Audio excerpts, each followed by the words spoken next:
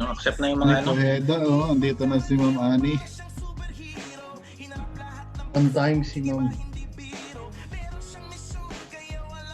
Pwede na pala eh. I-accept na.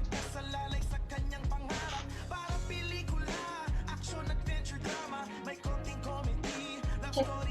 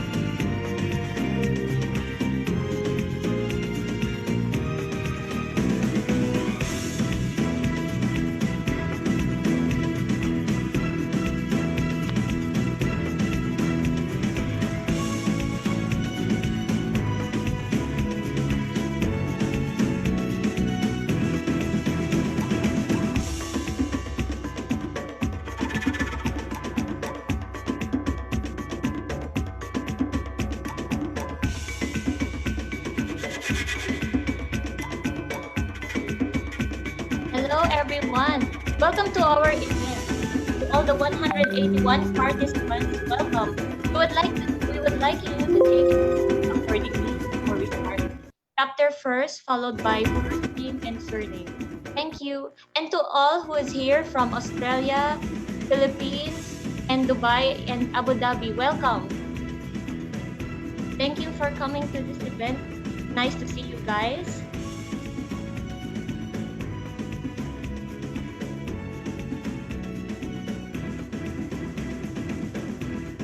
Once again, I want to remind all of you, please rename your names accordingly. Chapter first, followed by first name and surname.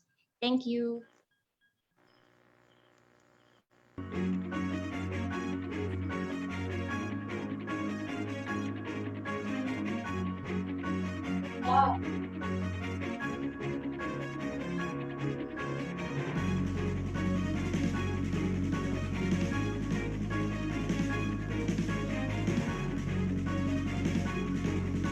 Also, welcome to the members from South California.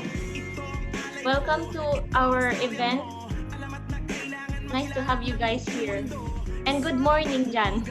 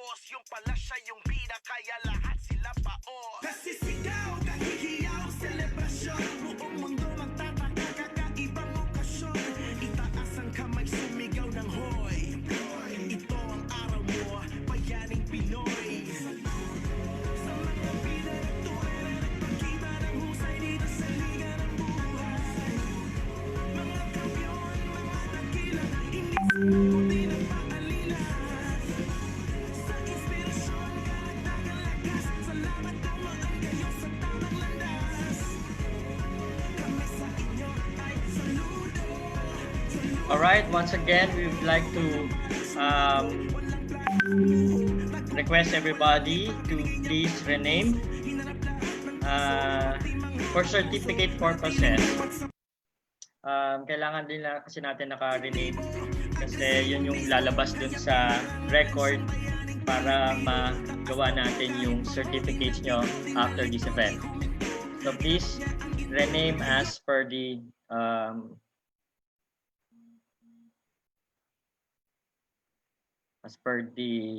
format.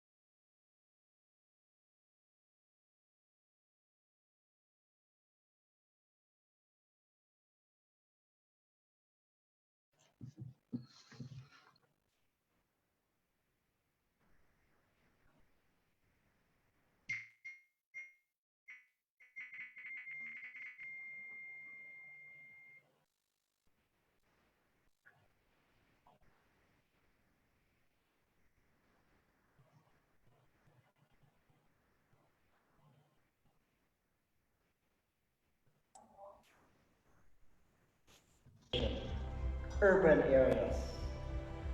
Urban areas.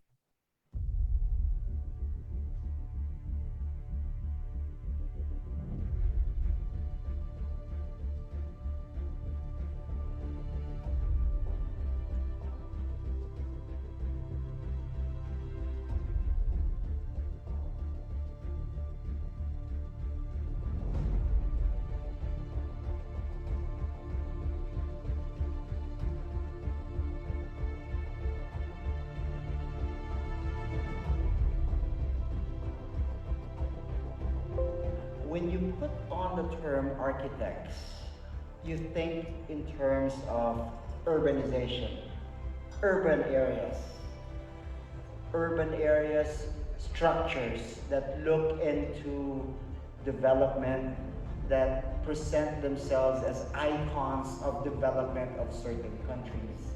And so, for instance, in the UAE, you look at architectural marvels such as the Burj. And this is, I suppose, a challenge because it becomes a battle cry for a lot of professions to look into how they can use their professions to make their country great.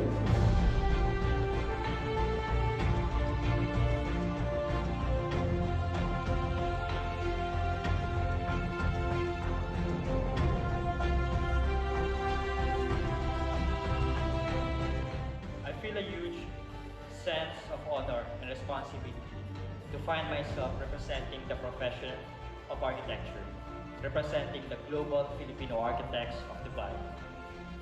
I am humbled by the talent, passion, ambition, and success of our fellow architects, many of whom have attained achievements to which I couldn't even aspire. Great works of huge cultural, social, and economic significance.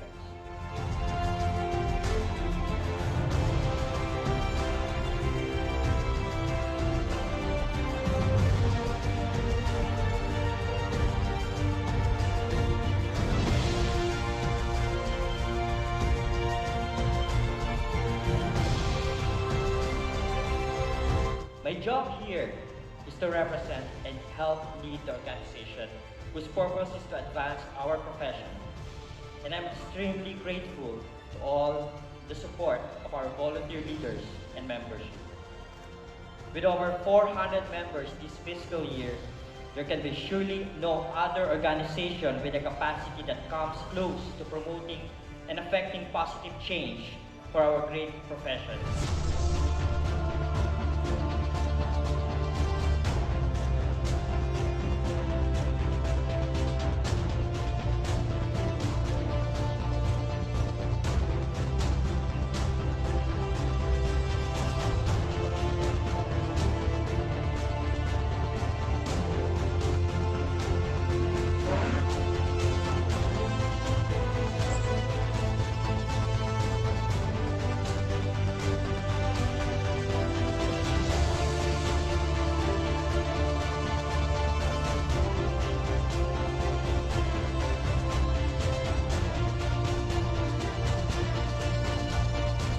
The United Architects of the Philippines, UAP 124, is the keeper of the best, upholds an educational professional standard, and is the voice of our profession.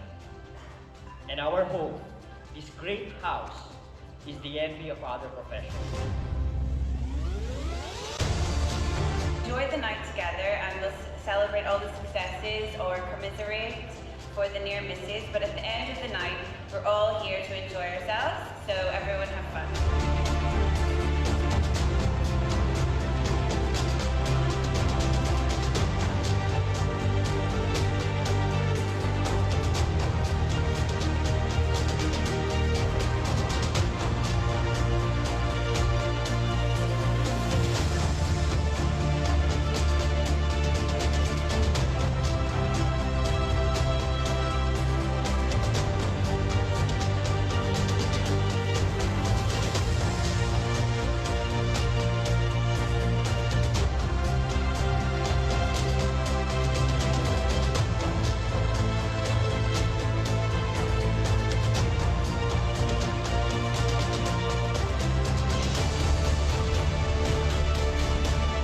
Thank you so much. Congratulations to all the winners. I'll see you on the next fiscal year. Salamat!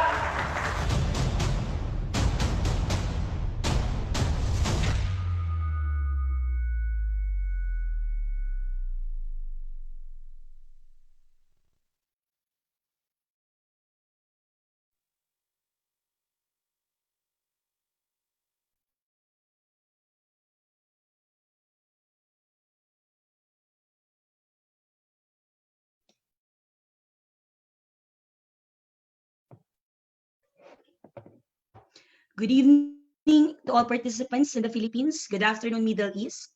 And welcome to everyone from other parts of the world. Before we begin the program, just a few housekeeping reminders. Attendance. Certificates will be issued automatically to those who will comply and complete the required log time. 4 screenshots with different time intervals will be taken. So please make sure that upon entry, you rename in all caps, chapter, first name, surname, because the name you use here in our meeting will be the name to be placed on the certificates. Video. Participants shall be prohibited from turning off cameras or using Photoshop of self-image as background during the duration of the program for monitoring purposes. All participants' microphones will be turned off during the duration of the program. Virtual raise of hand or typing of questions on the chat box is encouraged. Dress code, smart casual, no wearing of sando. No show policy. Registrants who do not notify the organizer at uap2buy-event@gmail.com of their absence 2 days before the event, their registration will be the least priority on the next event. For other inquiries, you may contact your respective chapter presidents.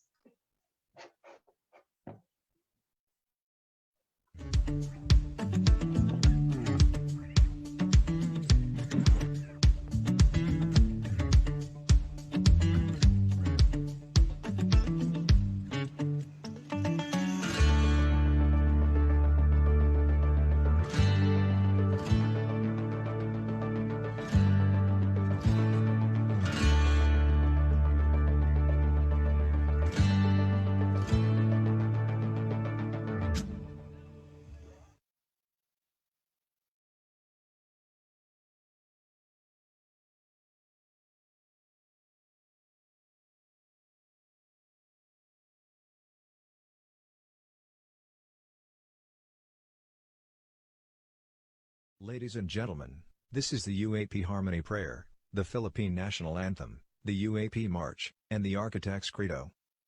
We enjoin everyone to sing and recite, in unison.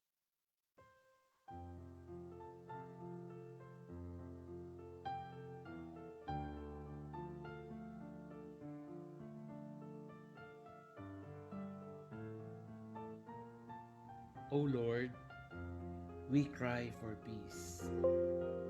Purify our eyes to see peace. Purify our minds to understand peace. Linisin niyo ang aming puso upang mahalin ang kapayapaan. Linisin niyo ang aming diwa upang maabot ang kapayapaan. Ang kapayapaang nagmumula sa iyong pagmamahal at pag-unawa. O Ginoo, palig-una ang among pananaw sa kalinaw. Giniyahan sa imong inspirasyon. Bisan og aduna kay daghang pamaagi sa pagpadayeg sa imong presensya, ang estilo nimo kanunay. Kay ikaw mipadayon sa imong pakigsulti kanamong tanan. Kanunay kang nagatiman kanamong tanan. Nakam o apo, apagilasinan ti kapyam, nagbibiyag akan kanayon, ang makipatpatang ken ka. Sa pagintiyende sang imo pagkahipos kag presensya, sa paagi sang istoryahanay sa amon nga kaugalingon para matukiban namon ang buot silingon sang kabuhi. Ing pakipagtalamitang karing aliwa, ban misulong king masampat aparalan ding sabla. Tawi kami sa muyang kagurangnan, nin kusog, tanganing mabuhay sa pag-urolay, sa tahaw nin pagkabaranga asindai pagkakasirinabota. And to build peace with all people of sincere hearts who believe in love and compassion. Amen.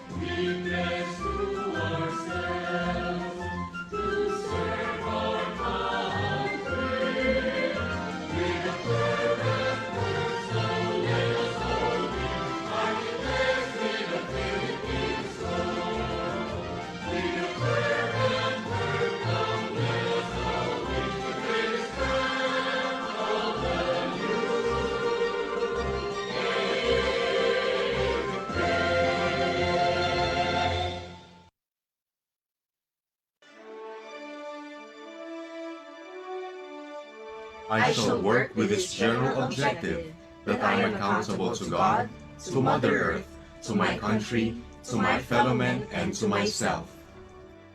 I shall uphold the ideals and follow the norms and ethical conduct of this noble profession.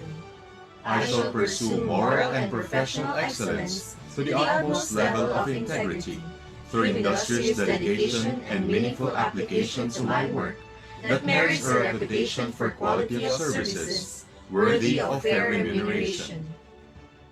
I shall pledge myself to the highest standard of professionalism in relation to clients, colleagues, industry partners, and society.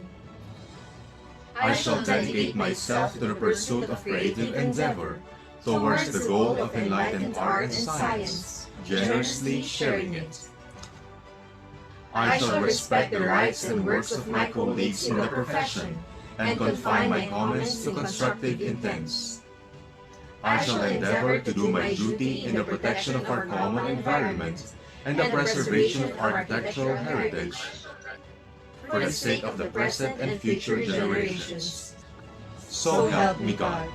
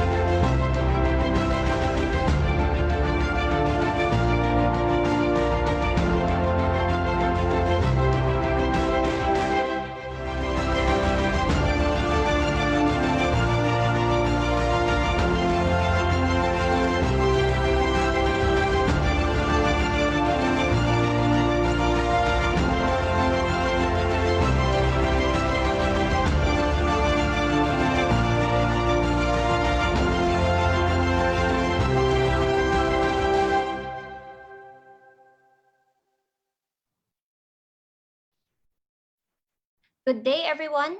Let's now welcome our chapter president, Architect Christian Romulo Vasquez, to say a few words to us.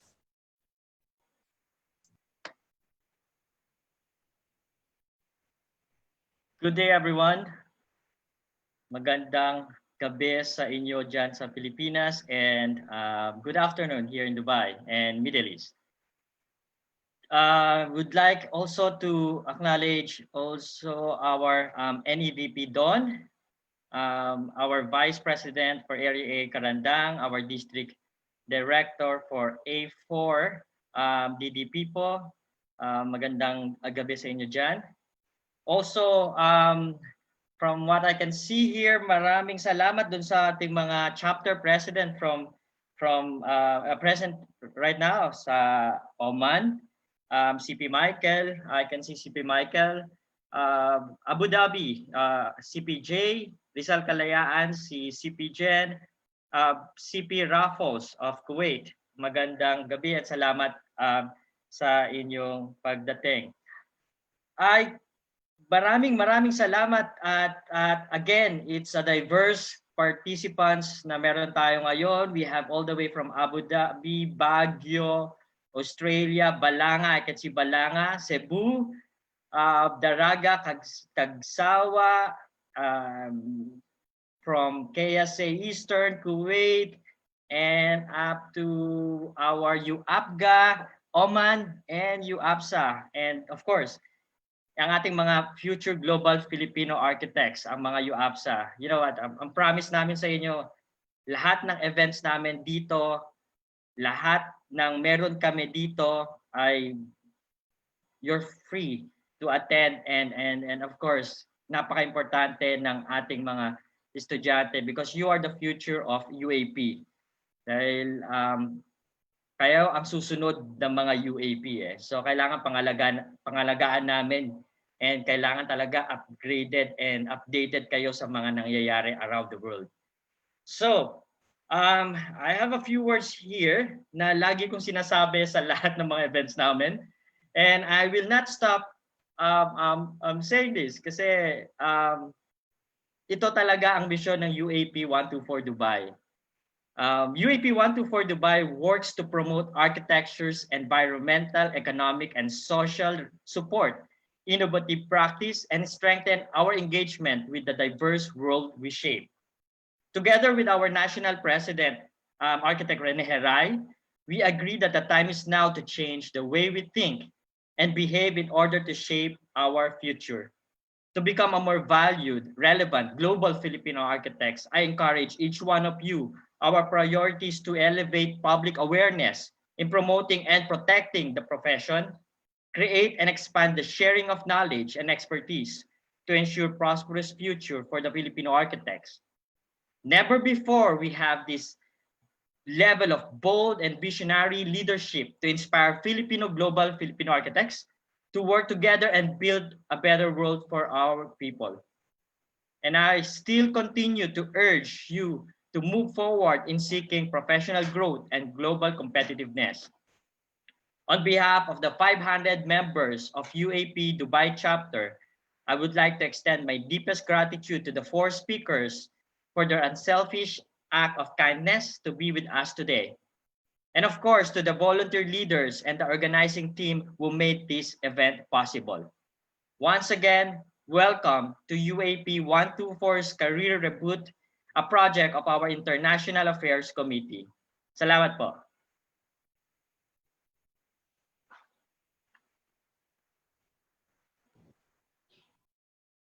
Ladies and gentlemen, so our first speaker is a licensed and registered architect in the Philippines with Master of Science in Construction Management from Polytechnic University of the Philippines.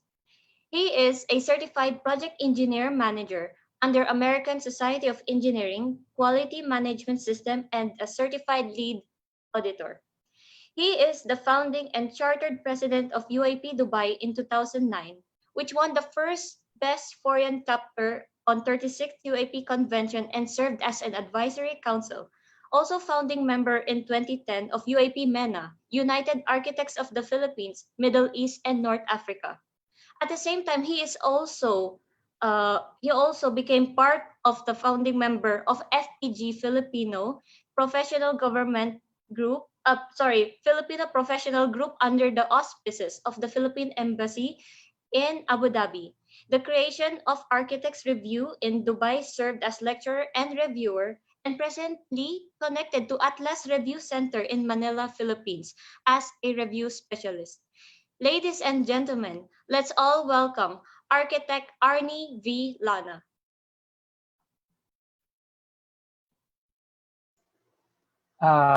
Good afternoon, good evening, and good morning to everybody. Architect Pia, can I make a host so that I can share my slide? How I hear it. Okay. Good afternoon. Okay. To Architect Christian Vasquez, the current chapter president. Good afternoon, sir. To the BOD, EXICOM, the directors, the organizer of this career reboot. To Architect Pia Esteliore, good afternoon, ma'am. To Architect Richard Gobabaw, the International Affairs Committee Co-Chair. To his member, Efren Sagalang, Jeffrey Garcia. And I can see all the UAPSA and UAPSA aspirants to the profession, to the chapter president of the United Architects of the Philippines Middle East chapter. Good evening. Allowed me to share my thoughts and experience, my journey from Dubai to reintegrate to the Philippines, no? And 10 years back, ito yung pinag-uusapan namin noon pa no? How we are going to prepare ourselves and the global practice and how we are going to prepare ourselves going back to the Philippines, no? Simple lang yung aking slides. I'm going to talk to you about the journey that I had and may konting yabang ng konti para makita natin ang difference between where I came from and where I am right now. So please, the next slides, please.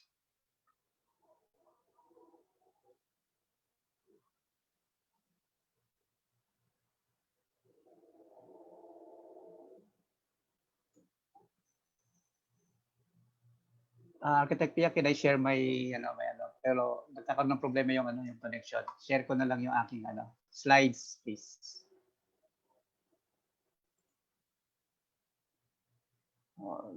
Yeah, hold on. I'll make you the host, Architect Arnie. Yes, please.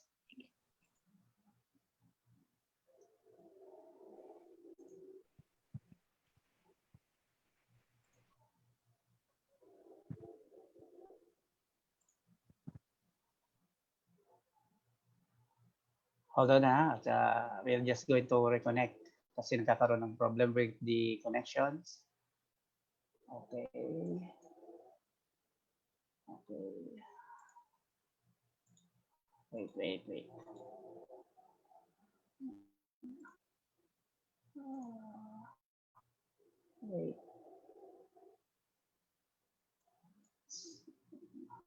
Hold on a second.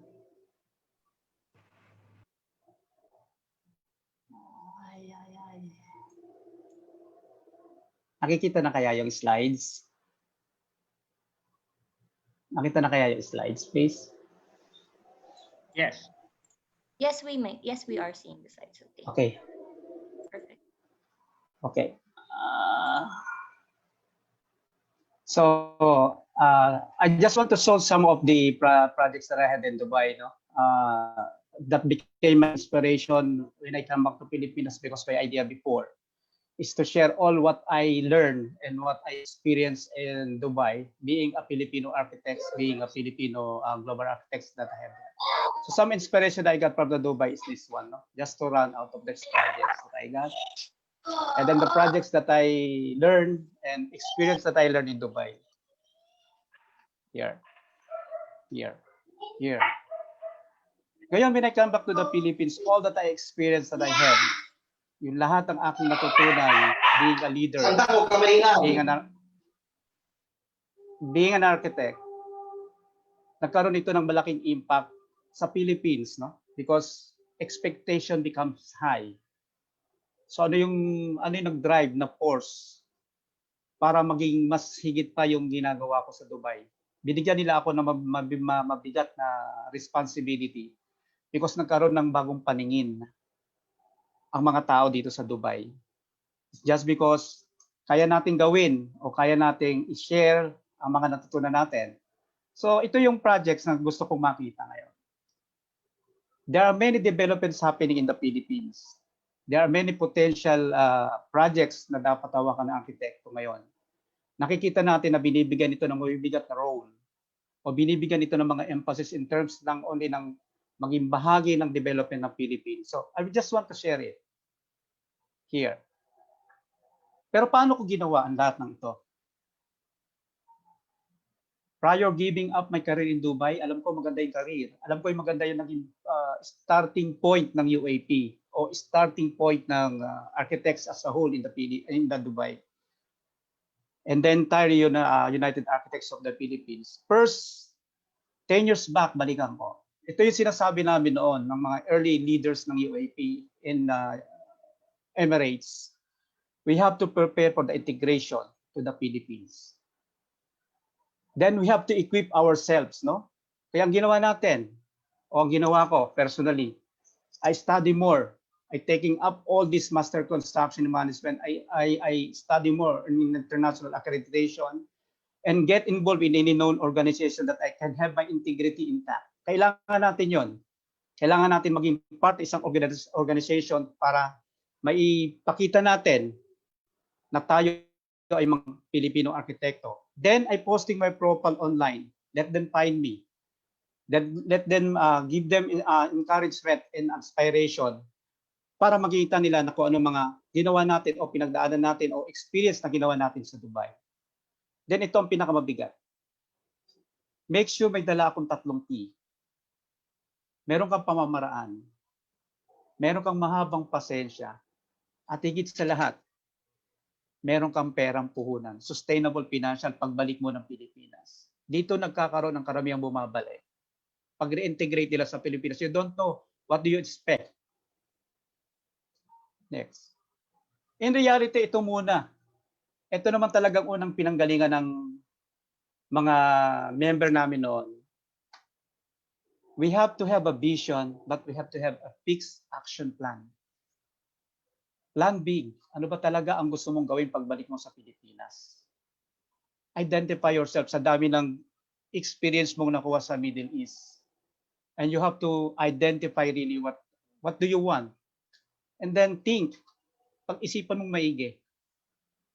Yung comfort zone mo na experience mo sa mga bansang pinagdaanan mo dahil mayamang bansa yan, yung adjustment mo ng pagbabalik mo sa Pilipinas, you have to analyze it. Kasi napakahirap ng dadaanan mong adjustment. Remember, galing ka sa mga modern country, everything is there. Pero ang Pilipinas ngayon is not only a third world country but a developing country. Maraming adjustment. Like me, ang daming adjustment, almost 2 years yung adjustment ko. Talagang shock, culture shock ako nung pagbalik ko sa Pilipinas. Ang question ko nga, saan ako magsisimula? Kaya nga sabi sa dulo, kailangan ko sagutin ang tanong, how? Paano? Paano gagawin mo? Expectations. Ano expectation mo pagbalik sa Pilipinas? What do you expect? Ano ang dadatnan mo? Balikan natin. Bigyan ko lang kayo ng konting brief. Kasi 15 minutes lang allowed me to explain it. No? 15 minutes, short brief lang.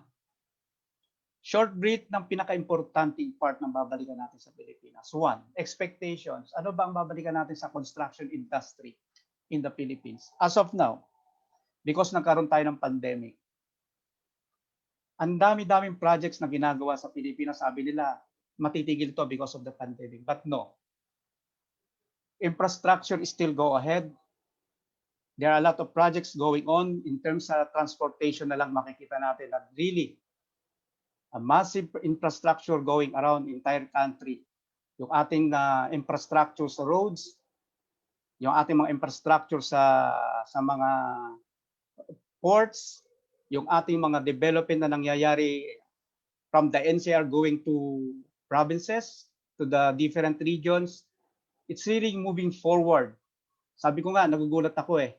Kahit saan ako pumunta, nakikita ko may construction. That is the one sign. The next one, yung mga commercial projects natin. Commercial projects really going strong, no? Ika nga, sabi nga nila sa commercial building alone, as I attended one seminar, sinasabi nila doon na nagkukulang tayo ng 640,000 square of office space annually. Nagkukulang tayo. And then, sa housing projects pa lang.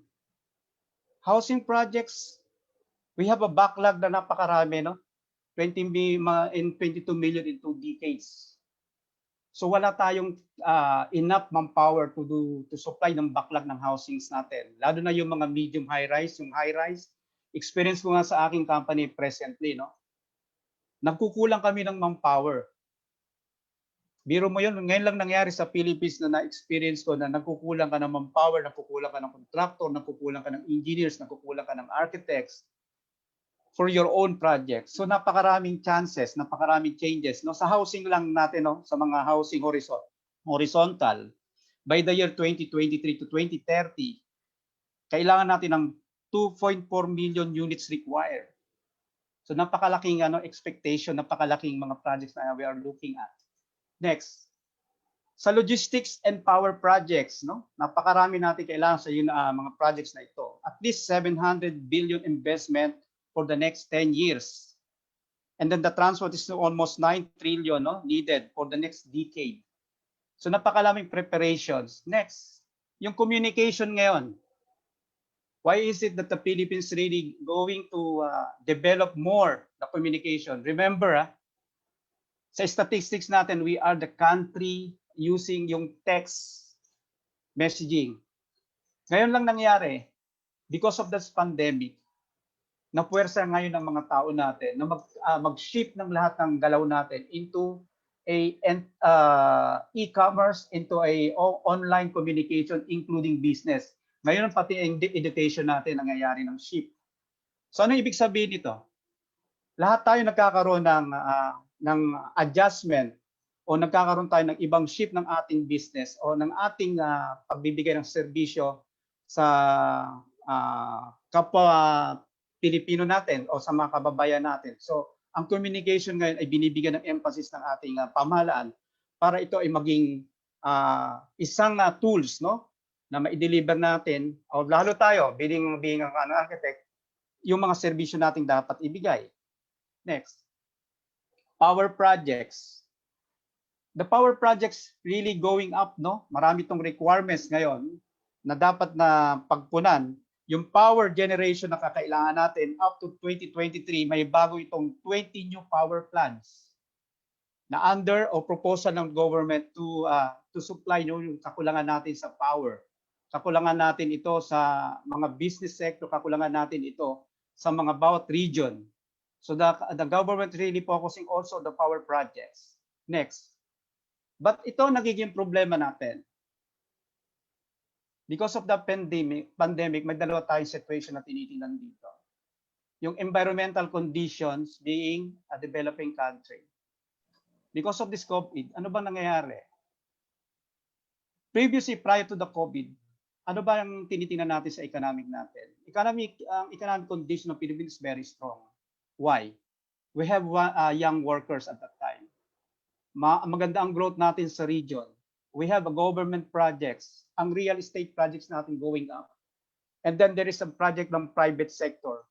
The local infrastructure is really going on.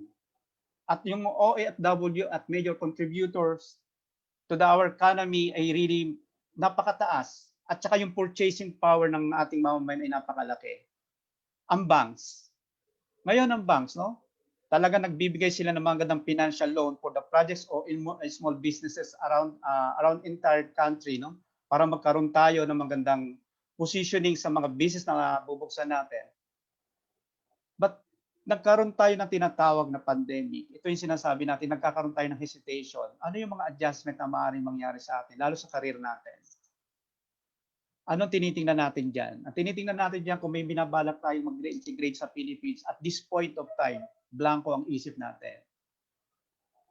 Next, tingnan natin ang post-COVID sa new normal. Nakakaroon pa ba ng magandang growth outside towards provinces? Yes. Dire-diretso pa rin yung mga growth na yan outside the NCR going to the provinces. For example, ano yung mga nangyayari sa mga regional areas. nagkakaroon ng shifting ngayon sa acquisition ng land on the countryside. Ito ang pinakamagandang nakita namin dito, o ako mismo na-obserbahan ko, yung sustainable food security natin, yung mga innovation designs na nangyayari ngayon.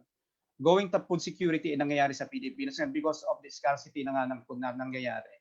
Then highlighted more on online education and e-learnings. Nabigyan to lalo ng emphasis, no? Na puwersa yung ating mamamayan o mga professional natin na mag-aral ng mga online at magkaroon ng katakot-takot ito na e-learnings for us to adjust to the new normal at ma-deliver pa rin natin yung mga services na kailangan natin.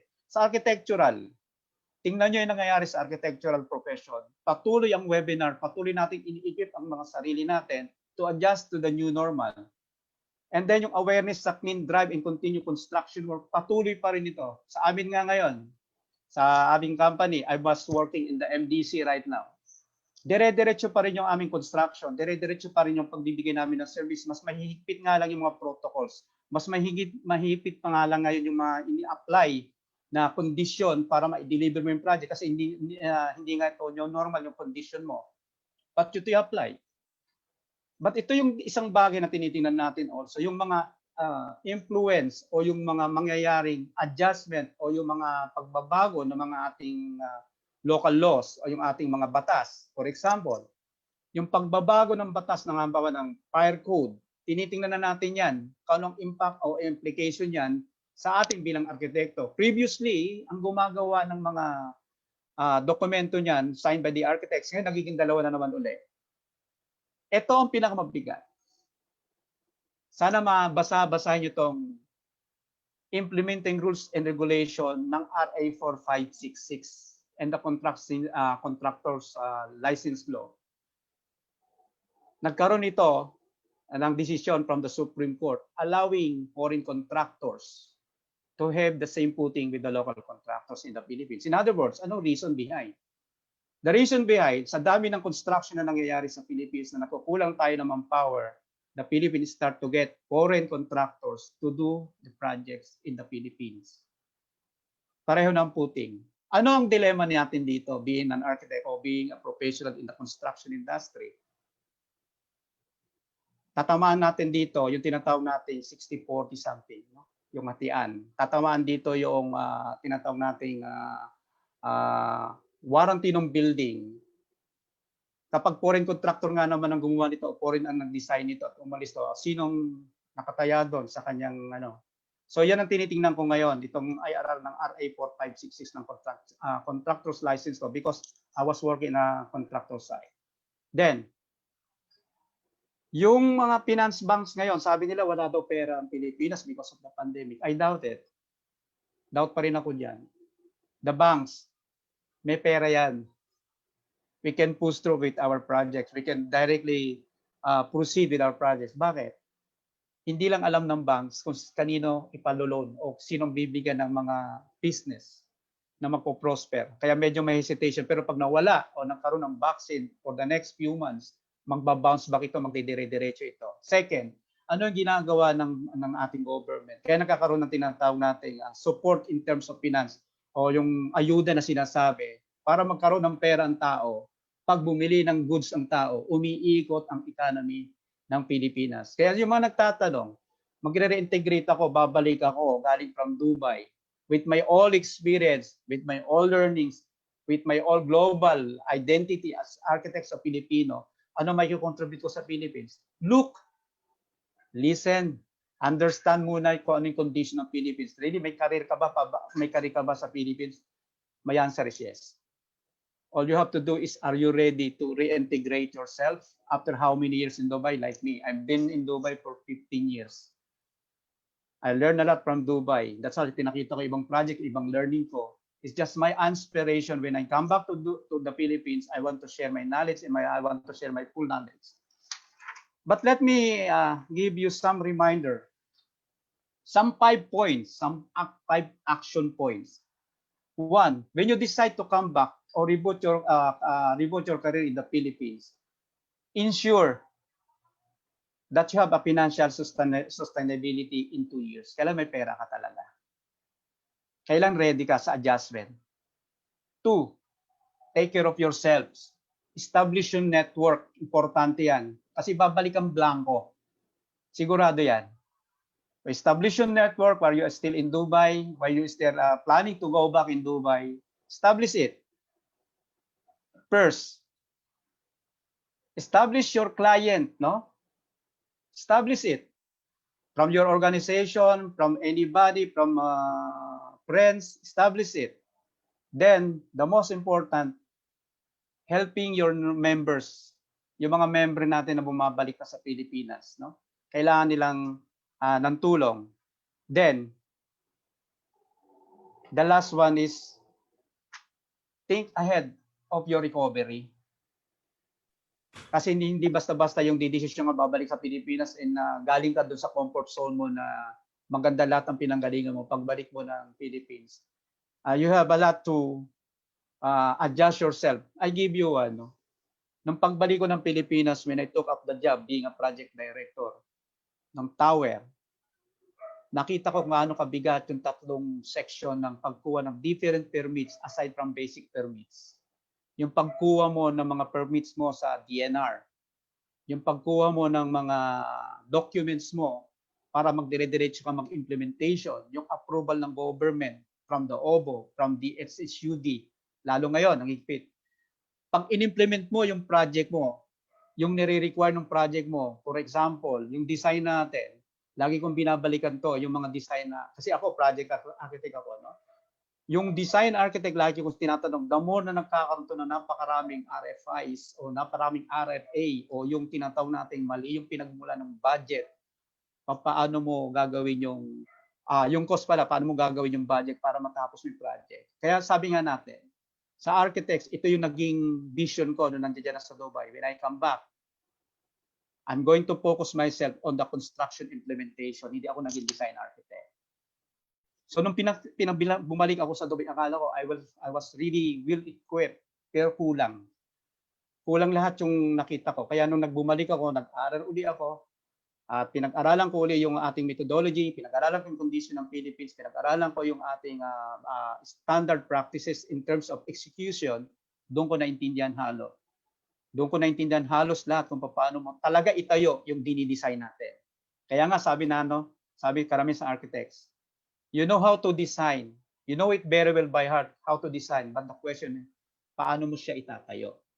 So I suggest, my recommendation to the architects, the aspirant, learn not also the part of how you design, but learns also how to erect your design.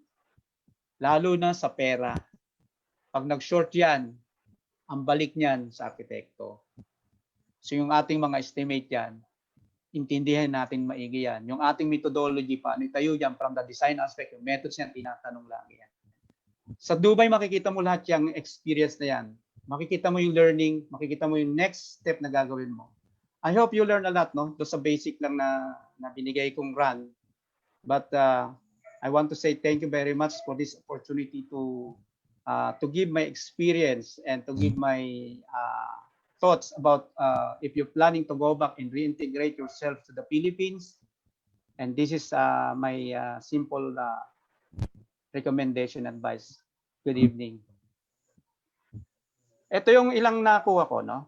Impact of COVID-19 from one of the famous architects. I just want to share this, no? The COVID-19 pandemic bring up the question of designing for infectious diseases and will surely impact future research and practice.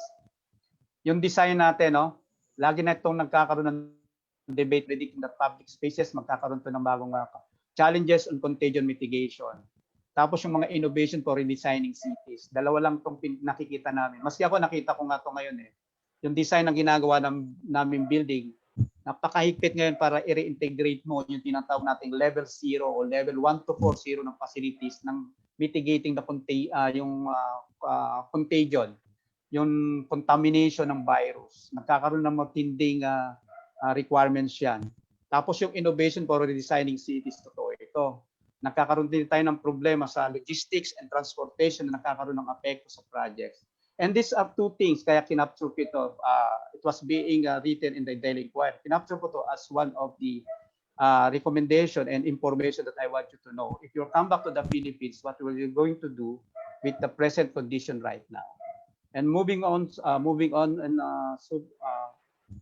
I hope that from this initial or minor presentation, you will learn a lot from me and from the experience that I had. Thank you very much. Thank you to the UAP Dubai. Thank you. Thank you, Architect Arnie Lana, for the inspiring presentation.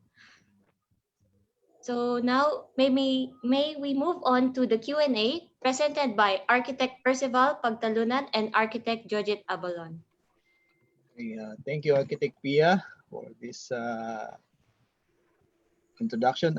Architect Arnie, maraming salamat po at marami po kami natutunan sa inyo pong presentation for this evening, morning at afternoon. So, may isang points po ako sa inyo na tatanong. Since you have worked in the Dubai before for several years, how would you compare your life and career as an architect now that you are already working in the Philippines? If I'm going to compare Dubai and Philippines, I tell you honestly, no? Sa Dubai, ang comfort zone mo being an architect, medyo na-challenge lang yan sa condition na sa living condition mo. Kasi sa Dubai, lahat sa'yo, ano yan nandyan na no?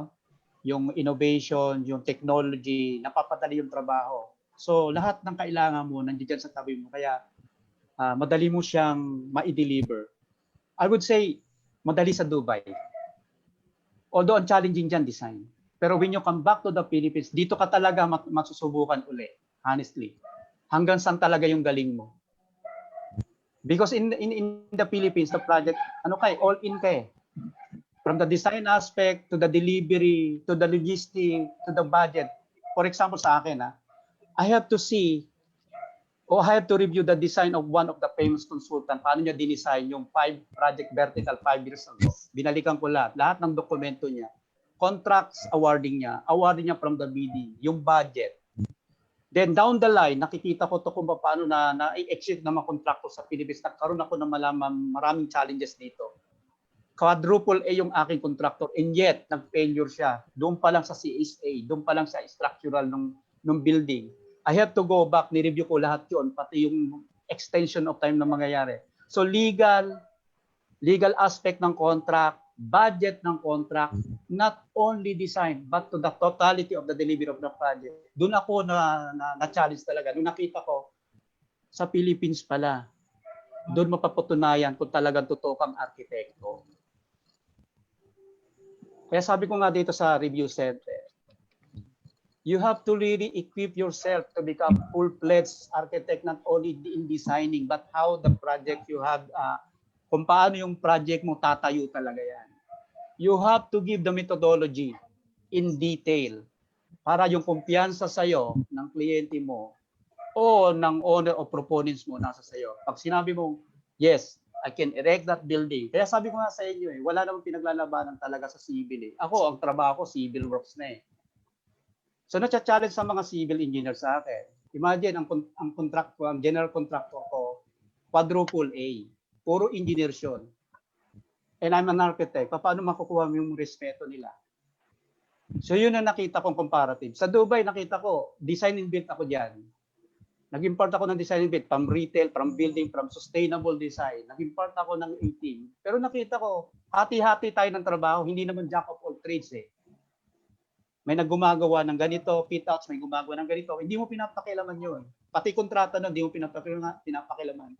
Pero sa Philippines, if you become a project manager, if you become a construction manager, na arkitekto ka, yan yung challenges na haharapin mo. Hope I answer yung question. Salamat po, Architect Arnie. Dami kong natutunan sa inyo. Salamat po. Yes. Welcome. Hello. Good afternoon or good evening, Architect Arnie. Yes. Long time no see. Yes. Ito ang aking tanong. What do you think are the most fulfilling or challenging project you have done here in Dubai and in the Philippines? Yung lead platinum ng Landmark Group. Pinakamatas ng lead platinum sa sustainable building. Nakita ko yung challenges diyan. But as I told you, no, yung ang tinatawag namin na project team, composite yun . Composition ng different expert people. May consultant yan sa Dubai. All you have to do is follow yung guidelines na binibigay ng consultant yan. And yet, hindi mo mai-experience ng buo yan. Kahit na yung sinasabi natin, oh, maganda na yung naging experience mo, sustainable, pag nilagay mo sa CV mo yan, inilagay mo kung magkano yan.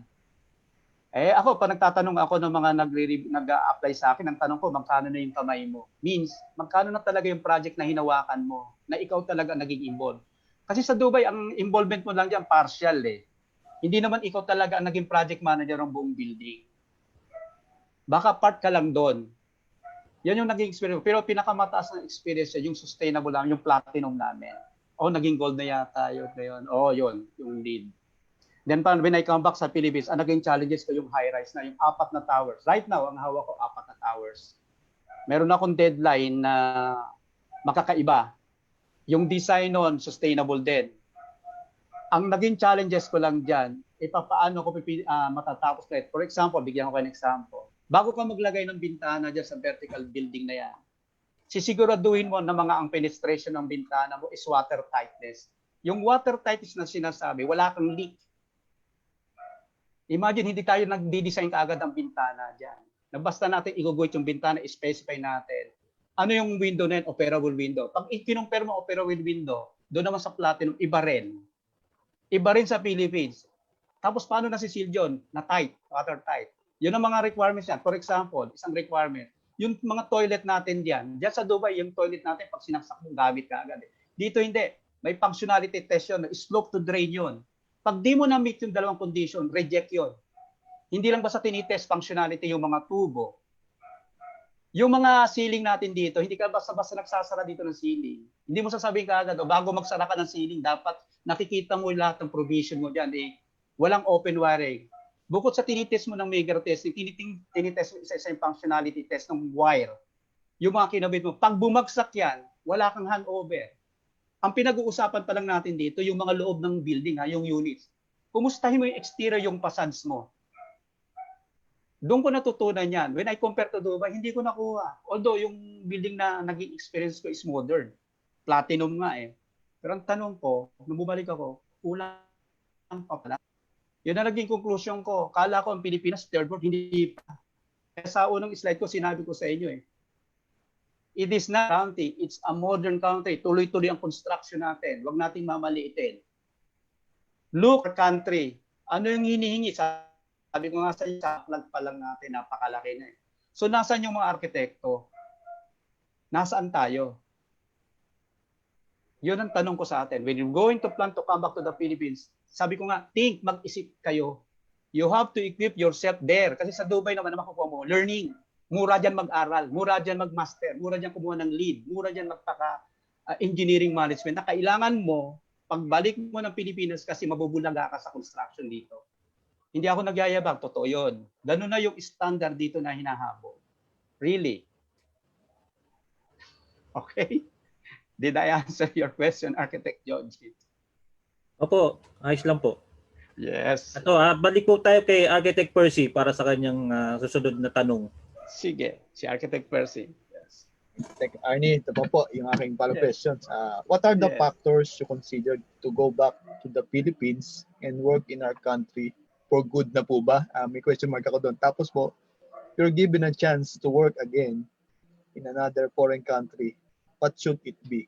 Or what should I say, Philippines or other country po? I choose Philippines. Okay po. Why? Kailangan talaga ng Pilipinas ang arkitekto. Pilipinong arkitekto. Sabi ko nga sa iyo, sinabi ko, nagkaroon ng decision ngayon ng Korte Suprema sa contractor pa lang. Yung IRR, kaya basahin nyo. Anong ibig sabihin nun? Papasukin tayo ng foreign country. Papayag ba kayo na ang gumagawa na sa Pilipinas lahat ng development niya? Ito higher vision. Kaya nga sabi ko sa inyo, vision into action. Matagal na namin itong pinag-usapan, reintegration program. Ako, ang purpose ko, kinuha ko lang ang lahat ng knowledge sa Dubai in 14 years. I just fully equip myself. Pagbalik ko ng Pilipinas, gagamitin ko ito lahat. Yung pagiging leader ng UAP Dubai, pagiging charter, pagiging council ng MINA. Ginawa kong stepping stone lahat yan. Pati yung learning, pati pag-aaral ng master. When I go back to the Philippines, I will going to see to it na lahat ng acquired knowledge ko, mabalik sa bansa ko. Money, baka tinanong nyo pera? No. Kontento ako kung ano meron ako. Ang tanong nyo pa rin, when may chance pa rin bumalik ko sa Pilipinas, my answer again is no. I'm going to stay here. Dito pa nga lang sa dami ng project sabi nga sa iyo, nagkukulang Nagkukulang ng tinatawag na skilled architect. Yung talagang mga arkitektong kakailanganin. Kasi kahit na sinong tanungin mo rito. Maraming arkitekto, hindi ko naman nilala, na medyo nagkakaroon ako ng gut feeling na sinasabi ko nga, nauuna minsan, sa experience ko lang mga bagong pasa ito, sinasabihan ko na sila, wag muna ego. Learn how to jump the roof. 55 years old na ako Kaya pa nagtuturo ako sa review center, yun sinasabing, nagre-review ka ba para lang makapasa ka ng board o para maging arkitekto ka talaga? Saan ba pupunta ang contribution mo? Sa ibang bansa o sa bansa mong Pilipinas? I suggest, the Philippines lack of architecture and engineering. Please, dito muna tayo kung maaari. Then learn the roof. Learn it. Yan din you decide kung talagang dito ka o ibang bansa ka. Pero kung ako tatanungin mo, I learned from Dubai, I got the knowledge from Dubai, then I come back to the Philippines and share my knowledge. And then kontento ako. Then retire. I don't have any plan to go back. Stay ako dito. Okay? Salamat po, Architect Arnie. So, balik ko na po kayo kay Architect Jojo tuloy sa kanya.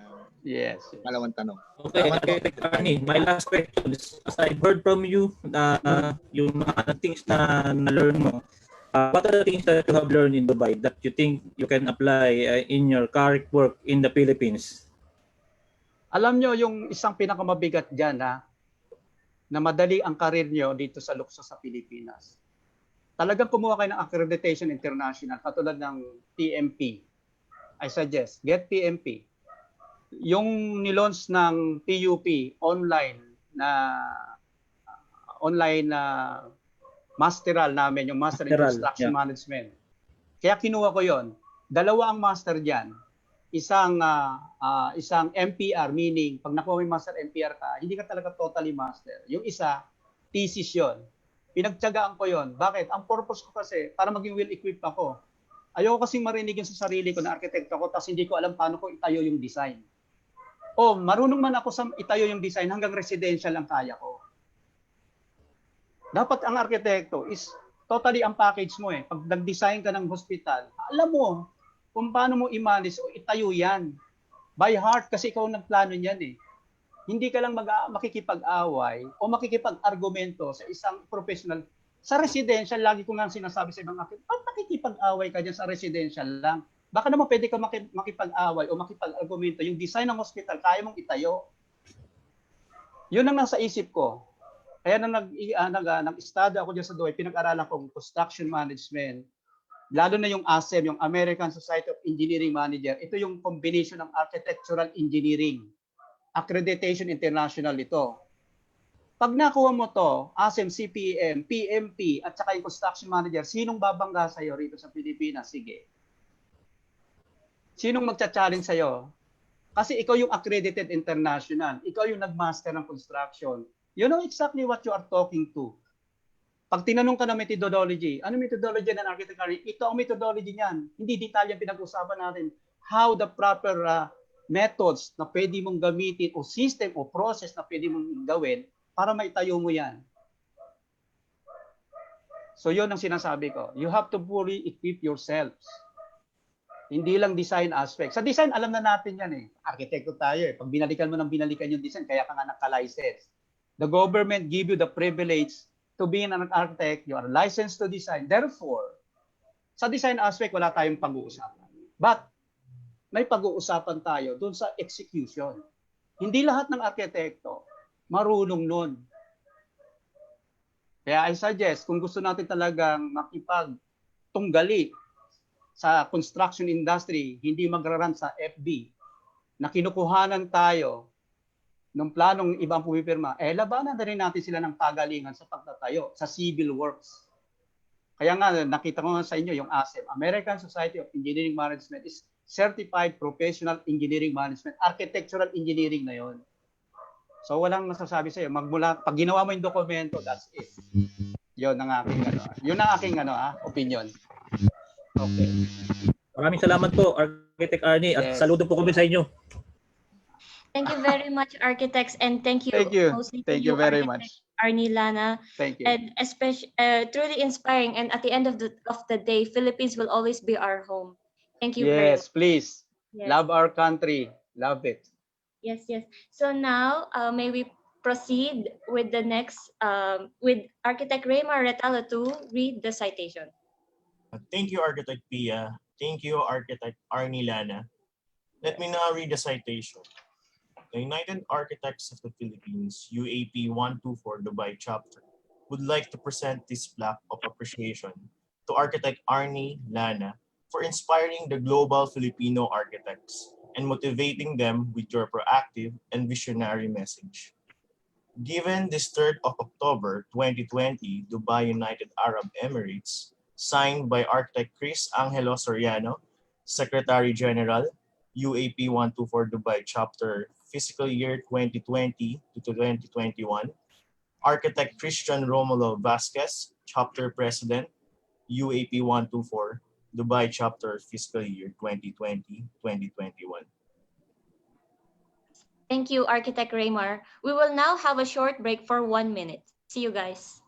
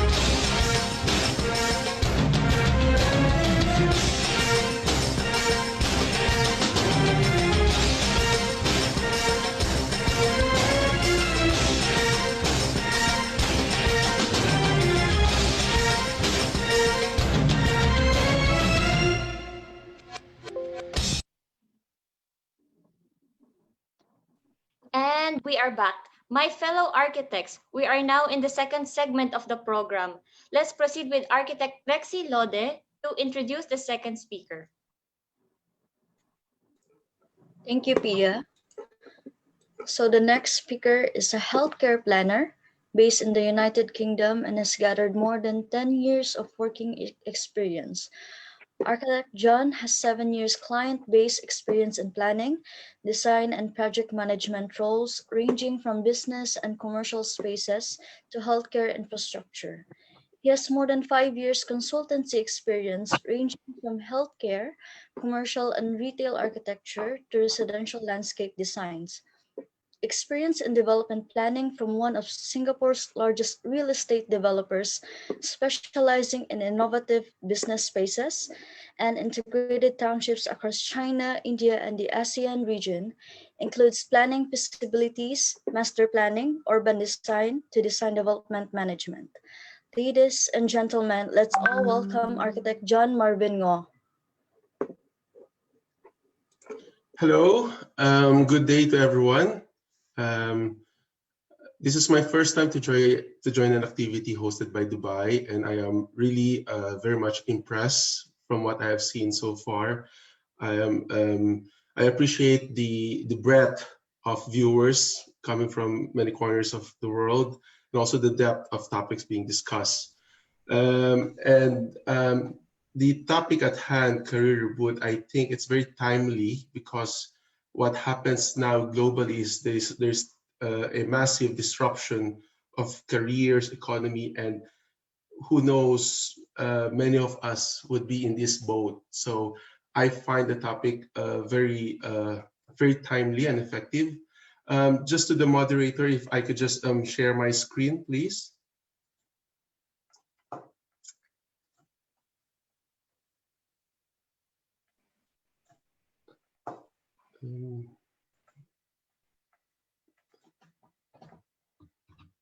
Okay, can I just ask if everyone can see the slide properly? Yes. Okay, thank you very much. So it took me about 20 minutes to find the right image for my first page, primarily because I was looking for a simple yet adept photo that would symbolize career reboot. Now, this image is a typical view that you would see in many wooded area here in the UK. And what it symbolizes, or how I read it, it is we are all confronted by many paths in our life. And it's about, there's really no single formula to know which one to choose, but we just have to make the best of whatever decisions we have done. So thank you for having me as your second speaker. I'm going to introduce myself. Who am I? So this is me. The picture you see on the right is a picture of me when I was doing my master's degree presenting in Singapore. So being a Filipino, there was a big pressure for me at that time because I was an ASEAN scholar, and at that time I was the 5th ASEAN scholar, all Filipinos before me. So there was a big pressure on me to perform. Architect John, sorry. Actually, we Yes. cannot see your presentation. Oh, It's sorry. not playing. You cannot see my screen? We can see your screen, but what we can see is actually it's not moving. What you were describing, we cannot see it actually. It's still the star, the solar. Oh no, The that's stars. actually the wrong one. Can you see? Can you see Now this? we can. Yeah, Now we can. that's it. Okay, perfect. Thank you. Thank you. Sorry. So apologies for that, and thank you for highlighting that. So this is the photo, the correct photo that it took me a long time to choose. So I'm going to introduce myself. Who am I? Can you still see this picture of me presenting on the right side? Yes. All right. Yeah, so this is a photo of me when I was doing my master's presentation. So the next couple of slides, I'm going to introduce myself. So the colors below symbolizes what I have encountered in my career story, both from education and experience. And I have experience working from consultancy client and even landscape consultant. So I started from UST. Many of you are also from that school. I did well, I must say. I finished top 2 of my class. Then after that, I worked with Jeff and Partners for 4 years. I obtained my licensure in 2006. And then I was able to obtain a master's degree in urban design from the National University of Singapore. I just want to highlight at this point that this precious 4 years, I remember Dubai was really booming so well at that time that there were agents coming to our office just interviewing us. And I have many good friends who are still in Dubai. Some are your officers. And it just symbolizes how cosmopolitan and how cutting edge Dubai is at that time. I mean, until now, of course. And then after that, I continued working. I initially worked with a landscape design consultant, and then I worked with clients, handling various roles, including development management. Then I went back to consultancy in 2016. And then in 2017, I moved to UK. And now I will be entering my 3rd practice of work, and that is with Ryder Architecture, a global practice based in Newcastle. I'll be joining them as a senior designer, leveraging from my healthcare design capability. So these are just my sectoral experience. Retail architecture, so these are the projects I've worked with: Trinoma,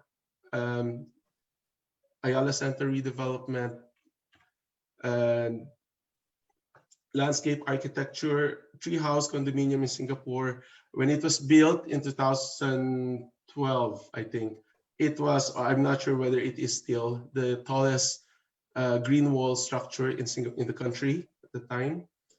And with regards to knowledge and productivity sector, so These are two examples that are operational now. One is the Nusajaya Tech Park in Malaysia.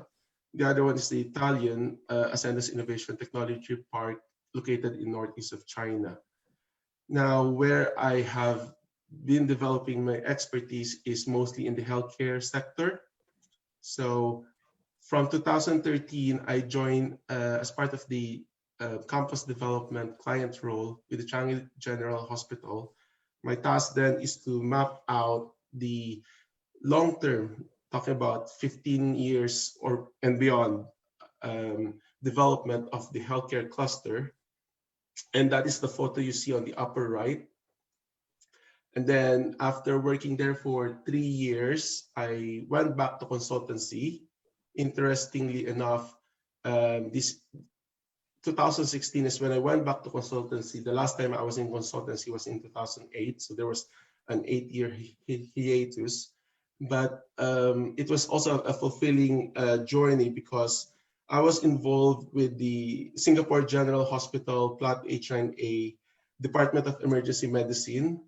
And I pick up many things that are cutting edge at that time, which are very relevant during this time with regards to pandemic design planning, mass casualty design planning, hospital decontamination station, and so on and so forth. Now, it is these capabilities that have stuck with me that enabled me to, I would say, to have a rewarding career here in the UK, working with Gillingdon Architects, and now doing the Princess Alexandra Hospital in Essex, the photos you see below. So we Filipinos are a global talent imbued with resilience. Watching the first speaker, the Charter President, Sir Arnie, I would say, very relevant yung mga sinabi niya sa atin. And what struck me the most is when he's making an emphasis that if you go back to Philippines, the quality of work there is global na. And for me as a Filipino, that is very comforting. I am so happy to hear those words, those statements. I'm happy how he was able to leverage and use his Dubai experience heading back to Philippines. Well, not all of us will have the same career story, but what I would just want to emphasize, and having breezed through my career story, is that first of all, it's very cliche, but we just have to be good with whatever opportunities we are presented with. Sometimes opportunities, as much as we want to plan them, we have to take it as they come. I think in 2006, there was an offer for me to go to Riyadh to be part of a hospital project there, but things didn't turn out as towards that. But who knows? I found myself in Singapore. And even before going to Singapore, there was an offer for me to do further studies in urban planning and policy design with the in Milan with the institute, but I chose Singapore. So in 2017, my whole family relocated to UK, and it was really a reboot on my part because 2017, I would say it was a very flagship year for me. I was really enjoying my career with D+H as a healthcare planner. I was already handling quite heavy responsibilities, both from your career. I have a budding family. I have 2 kids. And with regards to UAP, for those who doesn't know, I was a former president of Singapore chapter at that time. And we took the bacon in that year so everything was very rosy, I would say. But then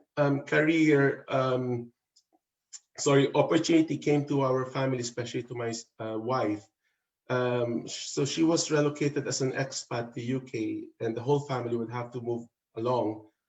And when I went to UK, there was a lot of fear in me because I always say that wala akong kakilalang arkitektong Pilipino na nasa UK. So I don't really know whether a career whether I can find any career in the UK. So it was a big question that I had. After 3 months of searching, I was able to land a career as a senior designer in one practice, and things turned out well. And what I could just emphasize on that point is tama yung mga sinabi ni Sir Arnie. While nasa labas tayo, we have to educate ourselves. Running through my CV, first few slides, I made it a point to acquire certifications, or not necessarily certifications, but just courses at least every year if possible. And those things would really help us to market ourselves when we move. Now, moving to the UK, there are still lots of stumbling blocks with regards to recognition of your degree, recognition of your license. So you have to parlay with your designation, with your pride, but you have to ensure that the job responsibility that will be given to you should still be equal to your wealth of experience. So yun sa akin, kahit na nung dumating ako sa UK, nagpabago-bago yung designation ko. One thing is clear, sabi ko sa kanila, look, I have more than 15 years of experience in the Philippines, in Singapore. I have seen from strategic pre-design. I have managed projects all the way to construction, all the way to commissioning of projects, both in Philippines and Singapore. Use me. That's how I market myself. I know you cannot give me the title of architect because unfortunately my education nor my license is recognized in the UK, but at least use me for what my capability is, and also give me the right salary. So with that, I think the list of topics that was shared to us as resource speakers are relocation facts. So I will start with salary. So I'm not really going to market UK versus Dubai, nor versus Singapore, nor versus Philippines. I would say each country has its own pros and cons. I don't know Dubai, pero ang outlook ko sa Dubai is lahat kayo napakayaman. Ang outlook ko sa Dubai is kung ano man yung salary sa Singapore, easily ×2. Correct me if I'm wrong. Ang outlook ko sa Singapore is kung anong salary sa Philippines is ×3. So Dubai is like ×6. So correct me if I'm wrong on that. Pero sa UK, so this is quite recent, this figure. These are the figures that you'll see according to job designation on a per year basis. Now, compared to Dubai, which I heard walang tax, Singapore, which has low tax regime, sa UK, malaki ang tax. You can be looking at about 30 to 35 or even 40% of tax. So mahal. So you have to factor that. Pero as Filipinos, looking at this chart, you have to be aggressive in marketing yourself properly, because the last thing you would want to hear from any employer here is tell you that you are not registered in the Architect Registration Board, you are not RIBA recognized. I'm going to give you a Part 1 architect salary. You have to be aggressive against that. You have to market yourself properly. And I mean, for me, sa hindi naman ako nagyayabang, pero my salary is way higher than Part 3 architect. So on that, I am very thankful. Cost of living. So you are operating in Dubai. I have operated in Singapore. Both are very expensive places. London is also an expensive place. Now, UK is a tale of, I would say, two countries. You have London and you have rest of London. London is an expensive place to live and work, but outside London is cheap. It can almost be, masasabi kong, as if you're just living in Alabang or in Santa Rosa. It can be cheap if you're smart. Now, yan yung nakalagay dyan, yung mga average cost of living per family. So that gives you an idea. So I think operating from Dubai, you would see this figure as very small. Now, cities to live and work in. I just took a snapshot from Architectural Journal, top 10 biggest firms in the UK. You will see that. Now, for me, top cities to live and work, yung nandun sa box upper right, you'd see London, Manchester, Liverpool, Newcastle, Bristol, Edinburgh, Birmingham, Perth, and Humber region. But having said all those places, what I can emphasize working in the UK is that it almost doesn't matter where you live, because architectural practices here are scattered and very flexible. They have various platforms to allow you to work remotely, even before COVID. My first work, I was driving 66 miles one way, so that is about 100 kilometers. So can you imagine driving 200 kilometers on a per day basis? But even with that setup, I have working from home arrangements.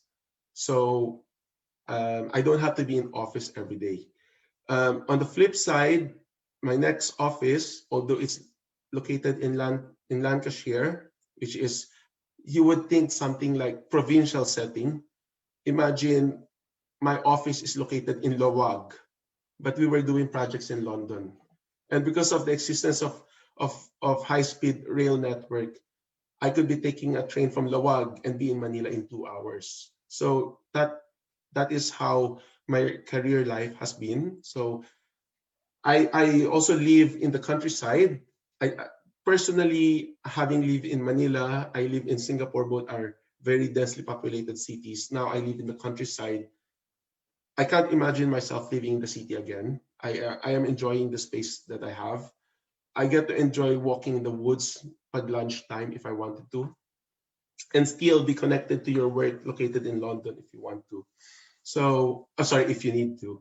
So that is the work setup here in the UK. Maybe it comes with age. When I was younger in Singapore, I find it very sexy. You know, the idea of leaving your flat at 8 in the morning with a taxi waiting sa'yo sa baba, then going to office, you're already on the phone with the client, breezing your way in sa boardroom, mag-present ka ng 9 in the morning, things like that. I've experienced that. I've experienced joining meetings in Singapore, hosted in Singapore with callers from China and India simultaneously calling. Pero I think because with age, na-enjoy ko na yung slower pace of life in the UK. Now, with regards to professional networks, now these 4 logos that I'm highlighting, I would say that as Filipinos, Filipino architects, these are potentially 4 routes that we can choose. Kasi we are not automatically an architect here. Pero if you would like to pursue, you can be a charter architect with RIBA, you can be a chartered technologist with CIAT, a chartered master planner with RTPI, and a chartered surveyor with RICS. Now, none of them is considered lower than the other. Although sa paningin ng lahat, RIBA is always higher, pero how the practice is set up, or how the work is set up here in the UK is wala sa kanila ang isa ang pwedeng mabuhay lang. They all need each other in any particular project. In any project, I would say. I've experienced master planning, industrial projects here in the UK, also hospitals, of course. And there's always 4 professionals or more, and all coming from these organizations. And I can share with you, if you need to, the different pathways leading to one. Because why I know this is because nung dumating ako dito, sabi ko nga, na-depress ako. I'm not an architect here, ang sakit. And I tried to to see alin bang pathways dito ang pwede kong kunin. So which leads me to the next part, which is education and certification. What you see here is the pathway for British architects to be an architect. Quite similar to us, but totally different. So weird yung statement ko. So their course is they would have a 3-year part 1 course, which is architecture. But before that, somewhat similar to Singapore, they would either be a product of a junior college or a polytechnic that would have backgrounds in architecture already. So that would be something like architectural drafting or something very academic like theories of arts. And then they go to part 1 course, which is 3 years. Now, after 3 years of studying, you can by right stop studying and be employed as a technician. And even with part 1, you can even take a route to become a technologist. But essentially, if you would want to be an architect, you gather experience, and that is about 1 year. And then after that, you would do your part 2. Your part 2 is when you would do your thesis and when you would do your master's degree. And then after that, you would have your part 2 experience, and then you would have your part 3 course. Now, part 2 and part 3 are combined. Ito yung sinasabi kong part na similar sa Philippines because it is mandatory 2 years post-academic. So for them, part 1, kung masasabi mo is parang bachelor, 2 years master's or diploma, and then 2 more years, which is diversified training, and then the exam, katulad sa Philippines. And this is a standard CV.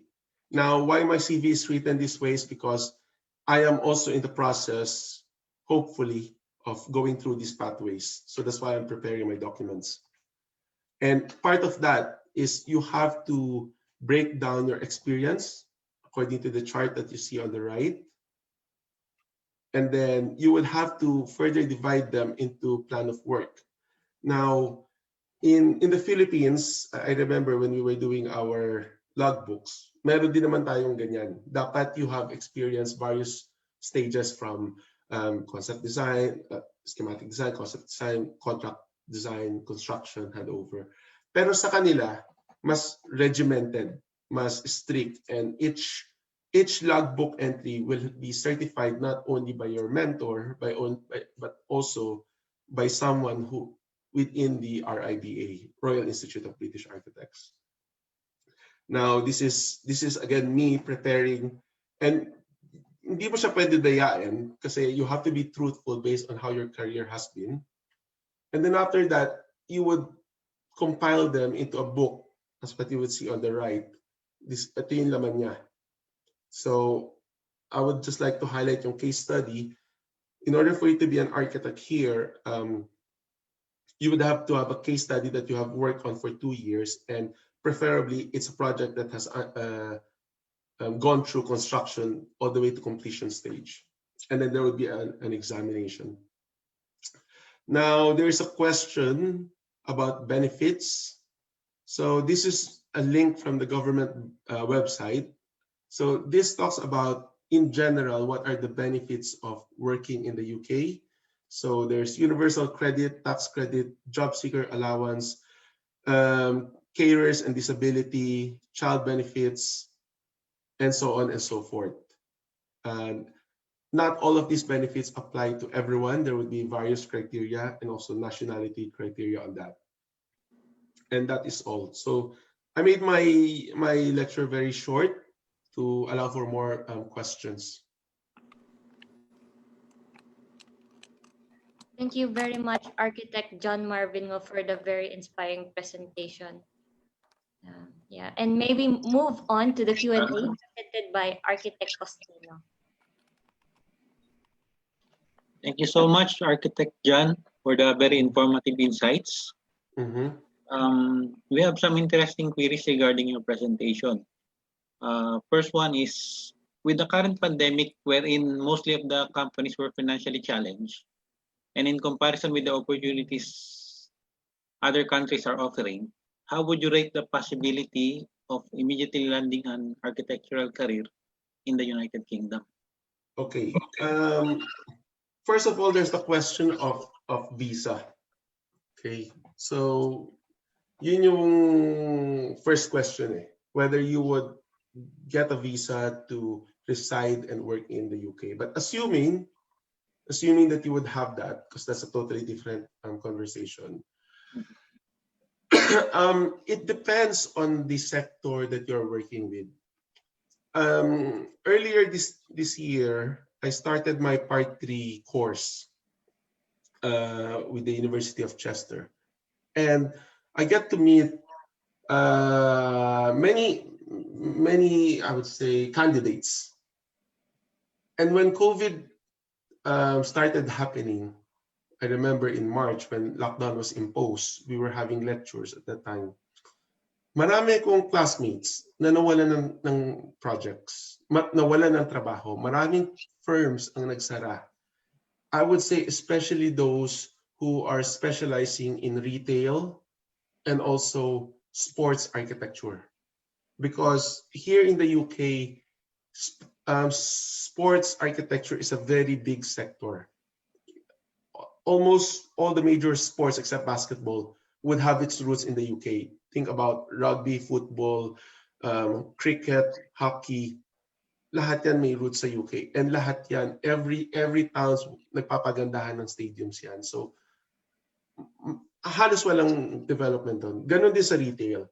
Maraming mga practices, may close collaboration with a particular developer or particular restaurant chain. Immediately they went bust. But for me, it's on the contrary because I'm in healthcare. When lockdown was imposed, long and short, yung practice ko, which was Gilling Dodd, yung involvement namin, we are more specializing on healthcare design. And in a span of 3 months, yung company namin nag-grow by 50%. So healthcare architecture is really in demand here in the UK. And that's why I got poached to transfer to Ryder. And even Ryder is enlarging their healthcare capability. So it depends on which sectoral experience you do possess. Yun yung masasabi ko. So, does it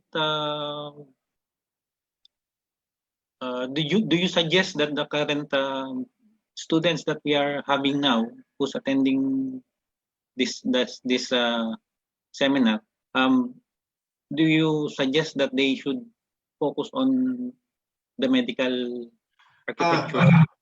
Well, kung student ka, so first of all, do well in your academics. Kasi ako, ang experience ko nung nag-aral ako sa Singapore, I think maraming Filipino can relate. Na pag nalaman nilang Filipino ka, i-discount ka kagad nila na hindi ka magaling. So, it's the contrary pag nasa international setting ka, nagkaroon ka ng classmate na Japanese or American, iniisip ko kagad magaling sila. Pag Filipino ka, baliktad, iniisip nila sa'yo hindi ka magaling, kulelat ka. Either hindi mo kayang sabihin yung gusto mong idea mo or hindi mo kayang i-drawing or vice versa. Yung iba dahil hindi nila kayang i-articulate, ginuguhit nila. So, ang advice ko sa students, be very good in your academics kasi yun yung that's on your plate right now. Once you're done with your studies, you cannot undo your grades, you cannot undo your transcript, your records. Pero what that allows you is meron kang foundation na yabang na kahit na sinong makilala mo, hindi ka nila pwedeng maliitin. Kasi kahit na hindi recognize yung degree mo, kahit na Pilipino ka lang, hindi man i-recognize yung license mo. I mean, sa Dubai, ang alam ko, recognize ang license and degree. So, sa totoo lang nakakaingit kayo. But not all countries would have that.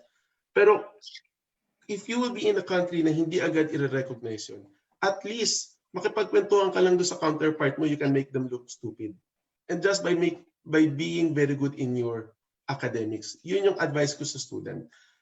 Pagdating sa career, may pool ang pera, may pool ang learnings. Mahirap sabihin ko ano yung tama kasi iba-iba yung setup. Pero over time, ang kailangan mong i-develop specialty. Kung saan ka dalhin ng kapalaran, make sure maging magaling ka doon. Hindi ko masasabi na dapat ang Pilipino nasa construction, nasa master planning, nasa landscape.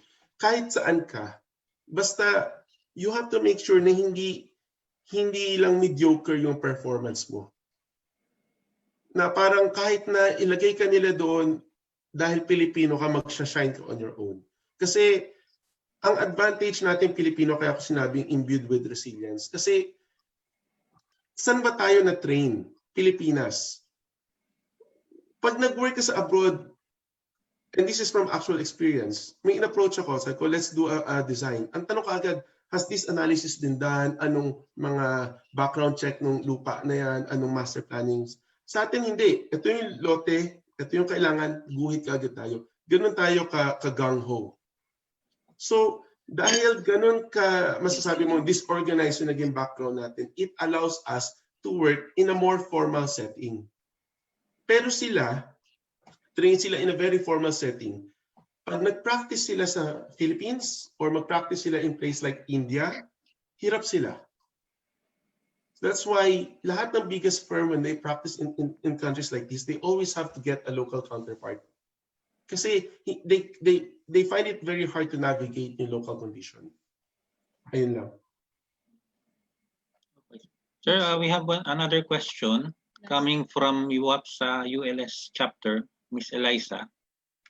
The question goes, is it possible for fresh grads to enter UK and have their 2 years apprenticeship there? Good question. Code of ethics? I think may possibility. May possibility. Pag pumunta ka sa ARB kasi marami namang pathways doon. Ito nga yung litmus test doon eh.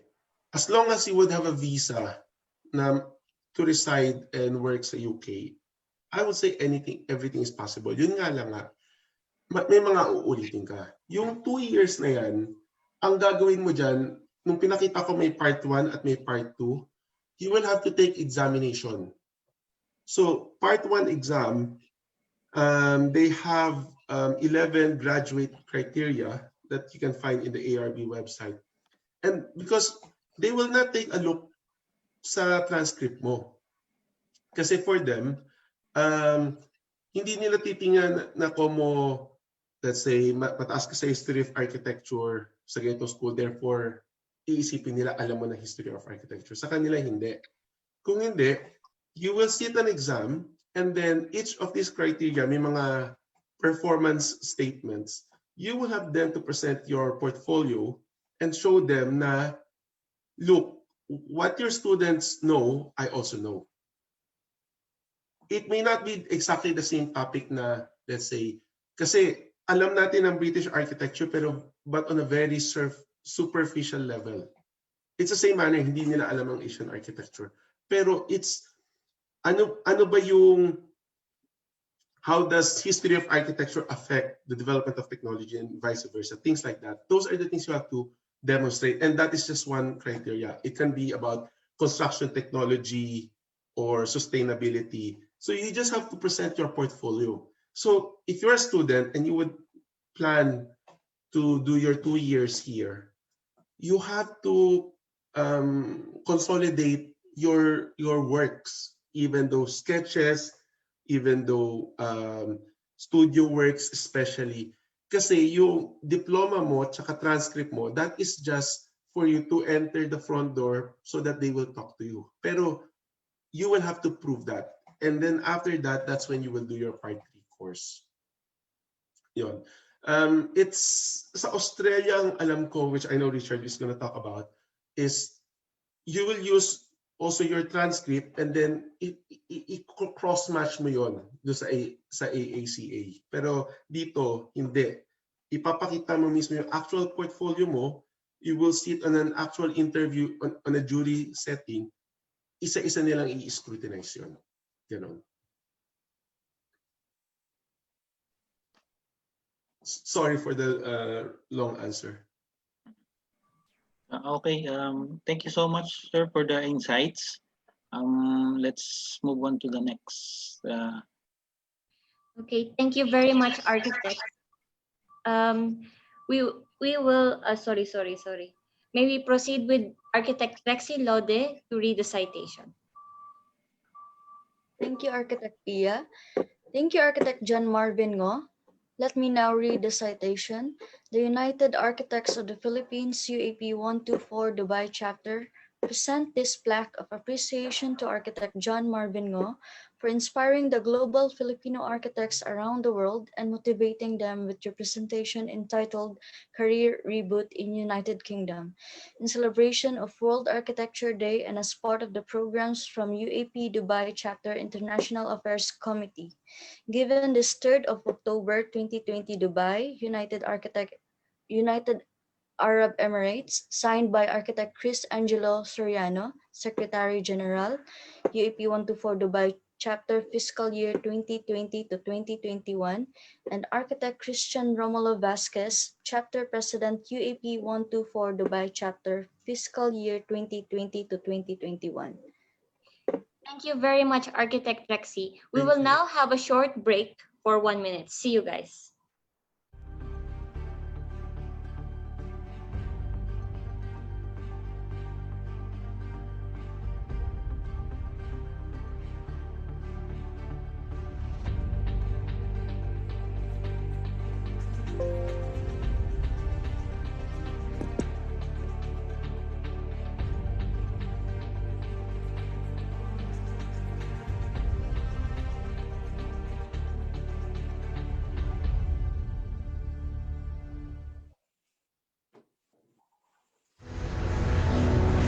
Because it only occurs when you love something more than you love yourself.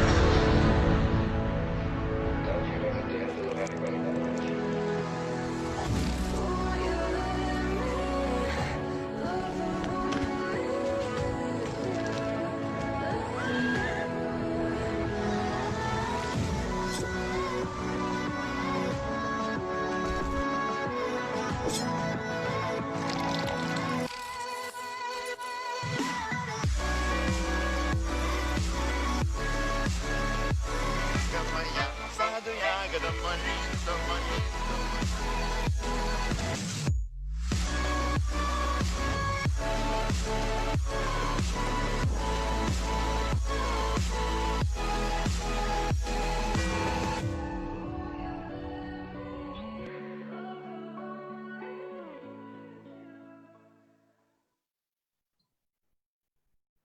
And we're back. My fellow architects, we are now in the 3rd segment of the program. Let's proceed with Architect Chris Soriano to introduce the 3rd speaker. Hello, everyone. Hello, architects from around the world. I'd like to personally thank you, all architects from different chapters, on supporting us on our vision to make UAP brand globally known and for all the Filipino architects to be globally competitive.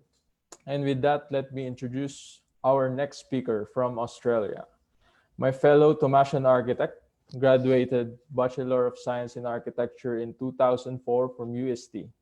He represented the school as a member of UST fencing team. He is also a varsity scholar of football team from Ateneo de Zamboanga. He is one of the 52 officers from UAP 124 Dubai chapter. He is the co-chairman of International Affairs Committee. His professional career is composed of 14 years diversified experience in architecture, construction, and urban planning. He is currently working as a project architect for one of the biggest developer in Australia.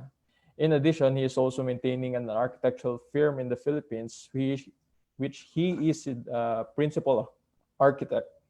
So our speaker got his architecture license in 2006, and after a decade, which was on 2016, he got his license to practice environmental urban planning. And this year, he is now a registered architect in Australia. Architects from around the world, let us all welcome ENP architect Richard Gumabaw. Magandang umaga, tanghali, gabi sa inyong lahat. So my presentation today is about career reboot in Australia. Let me just share my screen.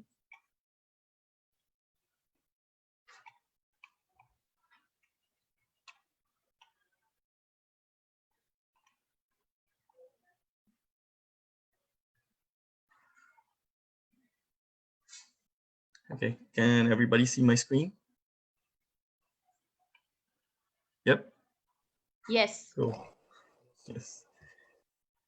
So as architects, and most of us are global architects, we have professional experience through portfolio and working on a variety of projects from planning, construction, design. And this experience will equip us with what we need to move and on our next projects, basically on our path forward. Dubai and the Middle East is an architect sandbox. It allowed us to be creative and work on projects that cannot easily be replicated elsewhere. However, due to unavailable or untenable pathway to permanent residency, most of us would have plans to move back to the Philippines or move elsewhere. So with this program by UAP Dubai, we're planning to show different pathways that we can move forward.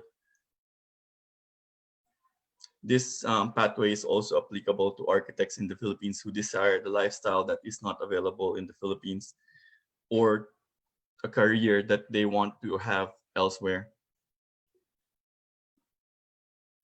So this discussion would mainly focus on why to move to Australia, how to prepare for the move, when to move, things to consider, and some profession specifics.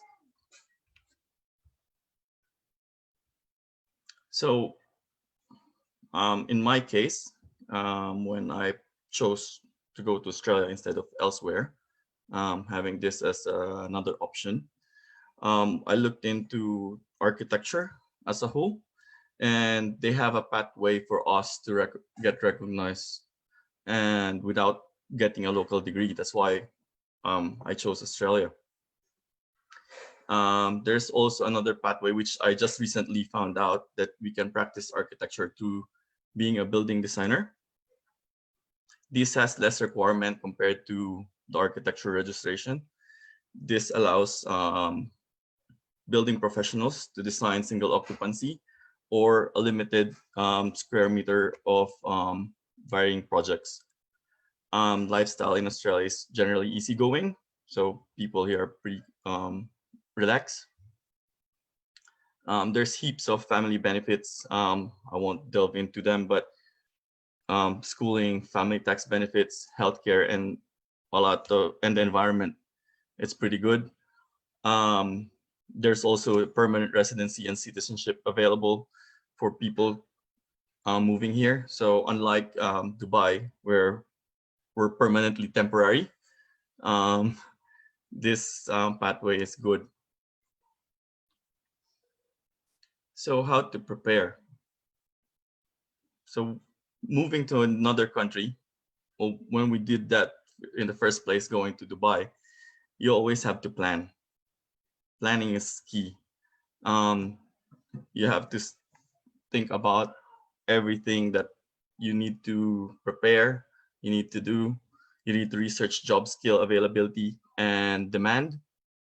There might be skills that you are lacking that you might need to enhance to get yourself out there. Research all applicable regulations to your situation. So there are regulations here that aren't the same in the Philippines or in Dubai. So you should do your research and have a look at those. Learn transportation rules because this country and the UK drive on the right side of the road, it's better to prepare and learn those kind of road rules here. Part of the planning process is doing the SWOT analysis. Check the strengths, weakness, opportunities, and threats. It's not just for Australia. For any options that you have to SWOT it out. You have to check what are the strengths, what are its weaknesses, what are the downfalls. Preparation of legal documents in the Philippines takes ages. Really, it takes time. For my case, I think it took half a year to get all my documents done. So this takes most of the time. The rest is a waiting game. Talk to a migration agent. If you have time, you can do it yourself. But at the beginning, always talk to a migration agent. They'll know more and they'll guide you to where to go and how to do it. Get in touch with the local. So getting in touch with the local, I found a Facebook page for Filipinos in Australia before. There wasn't a Filipino architects group here before I came here that I know of. I was lucky that the person I met on Facebook was an architect from Dubai as well, who moved to Australia back in 2008. So he guided me through all the process, told me all the things that I should prepare before moving. So I'm pretty confident that when I moved here, I was prepared enough. And when preparing, you have to take the first step.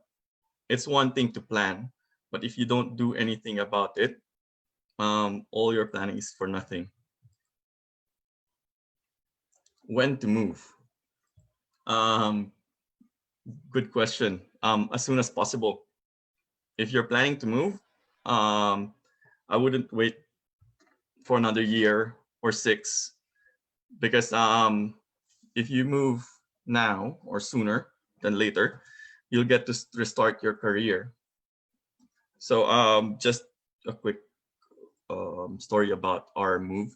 We were planning to move 2019, but it became earlier due to personal reasons.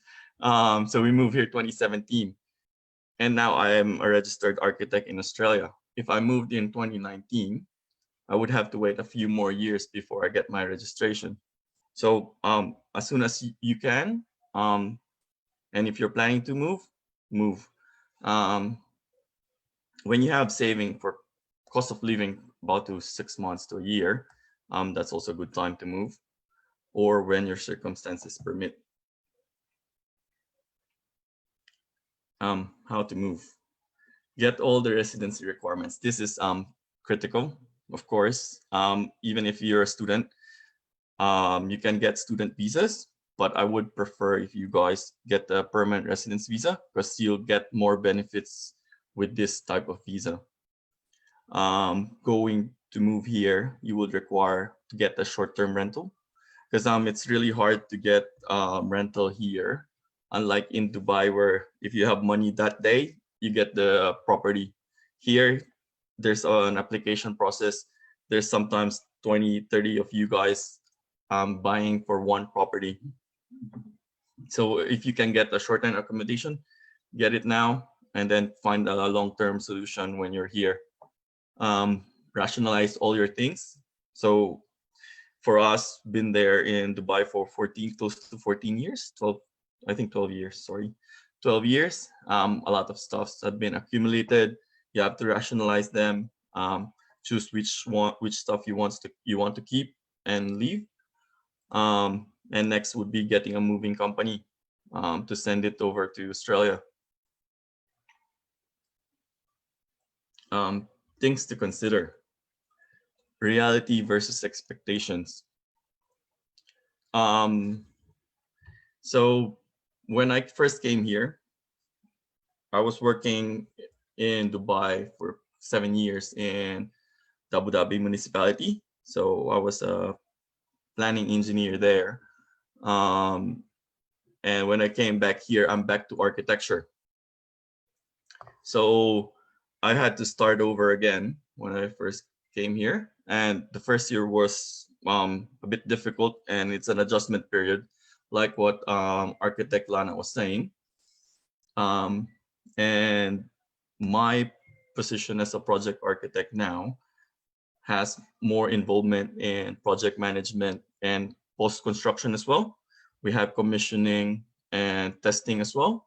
So you have to be able to adjust to their methodologies and how they build, how they design here. Architecture and design profession here is a bit different. Like I earlier said, building designers can design projects here as well, be it they have limitations. So it's good to learn those things. Driving on the right side of the road, weather. The temperature here is a bit cold, and the hot sun is a bit harsh. And surprisingly, compared to Dubai, it's harsher. Different states and regulations. So there's a couple of states here in Australia, and they have some varying regulations, and you have to be knowledgeable about that, especially if you're going to work in architecture. So sorry. Profession specific. Always don't forget your professionalism. So when I first started, don't think that you're starting over. Think you're an architect, show them that you're an architect, be an architect. Show your ethics, show you're adaptable, and take pride in everything you do. Take ownership. Job sites in Australia. So if you want to get a job before moving to Australia, first thing to go to is getting a job in an Australian company overseas. So if you have a company like GHD, ACOM in Dubai, work there, ask for a move. Just note that most firms prefer applicants to be already in Australia. So the following are the job sites available: seek.com, Indeed, LinkedIn, Professional Network. We have a group of Filipino architects now here in Australia that could help you. CV and portfolio guide. So unlike Filipino CVs in the Philippines, no photos on CVs. Also take note that this the directors or anyone looking at your CV, they're a busy person. They have a lot of things on their plate. So always keep the first page as a summary of your experience, skills, educations, and qualifications. Make it short, make it count to get you through the door. Next few pages can be anything. Portfolio and CV needs to showcase the skills and qualification that is needed for the role. So there might be a role that you're qualified for, but you're overqualified. So you have to trim it down, get yourself through the door, and then once you're through the door, they'll see that you're better and you can move up. Cover letter. It's very important here to have a cover letter. It shows your personal touch when applying for a job. Commercial architectural firms in location. So these are the capitals of each state. So you have Sydney for New South Wales, Melbourne for Victoria, Brisbane for Queensland, Adelaide for South Australia, Perth for Western Australia, Canberra for ACT, which is where I am, Darwin and Hobart, Northern Territory, and Queensland. Professional network. So professional network, we're forming UAP here, hopefully soon. The Filipino Architecturals group here is already available on Facebook. And we have the RIA, which is the Royal Australian Institute of Architects. And also for building designers, they have the BDAA. So you could join those professional networks and expand your network, basically. Skills, design. So design skills, basic. So we do have design skills as Filipino architects. Multi-residential, commercial, and institutional projects is what they usually have here. Detailed design to construction is a skill that they're lacking. So we're strong there because we're highly technical. Software skills, Revit is highly in demand, ArchiCAD, and anyone who has BIM knowledge as well. Communication skills. We do know English. We're pretty good in English, but we lack confidence. Whereas most of them, they don't have communication skills, but they have confidence. So I think we have to work on the confidence, but yeah, these are the skills that's required. Education and certification. So when I first moved here, first goal was to get registered as an architect. So looking through the AACA website and everything else, I came across this PALS series, Practice in Architecture Learning Series. This is a good refresher. You won't learn anything new. You already know this, but it's just a refresher. Software user accreditation. So before moving here, I got the Revit accreditation just because, and UAP Dubai was offering it as well. So I did that.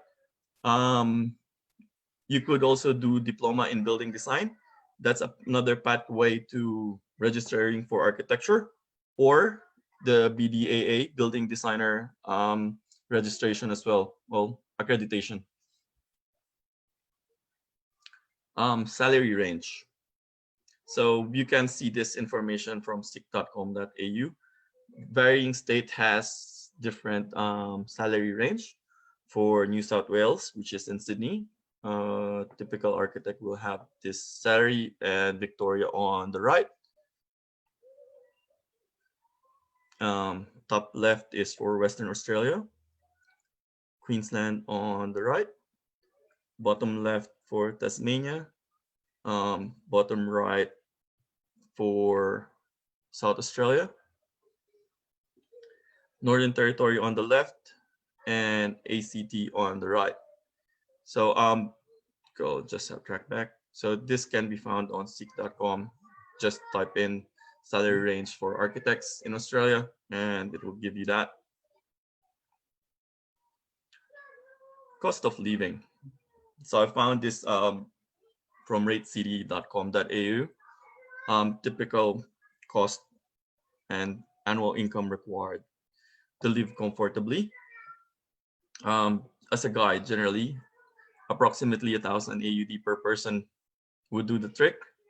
But yeah, this is a good measure as well to see how much your family household income should be. I think we're ready for Q&A now. Thank you very much, Architect Richard Gumabaw. My oh my, you have a very phenomenal accent and presentation. The comment section is getting the Aussie influence. Truly inspiring. May we now move on to the Q&A presented by Architect Enrico de Guzman. Hello, good afternoon and good evening sa lahat ng Global Filipino Architect. So, Architect Richard Gumabaw, thank you sa mga information na binigay mo sa amin dito sa UAE at sa mga nasa Pilipinas. So, meron kaming question dito. Considering I have a diverse experience on multi-projects as a fresh immigrant or AU student in Australia, are there possibilities to register as an architect without work experience in Australia? Architect Enrico, thank you for the question. There is no possibility because there are multiple pathways, but all of them require experience. So the pathway I took for registration only requires 1 year experience in Australia. which is pretty good because it helps you learn architecture in Australia, basically. And the PALS lecture series describe the practice for you. So on the architecture registration, I'll probably send the link for the video on the chat box. So we have discussed the different pathways for registration with the Filipino-Australian group. And we've discussed each and every type of pathways that you could go for, saying that you have similar experience as me. You could do the same pathway as I have done. So it would just require you 1 year experience. But also do note that similar to what Architect Mo was saying, we do have the national performance criteria that you have to meet. So each of your experience will be matched to that criteria as well. So each experience will be criticized, would be looked into in depth to match the criteria. If it doesn't match the criteria, they will tell you which ones you're lacking, and then you have to get that experience.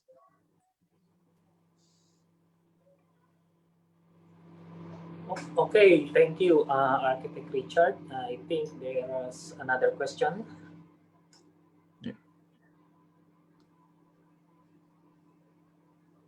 1 minute. Architect Pia.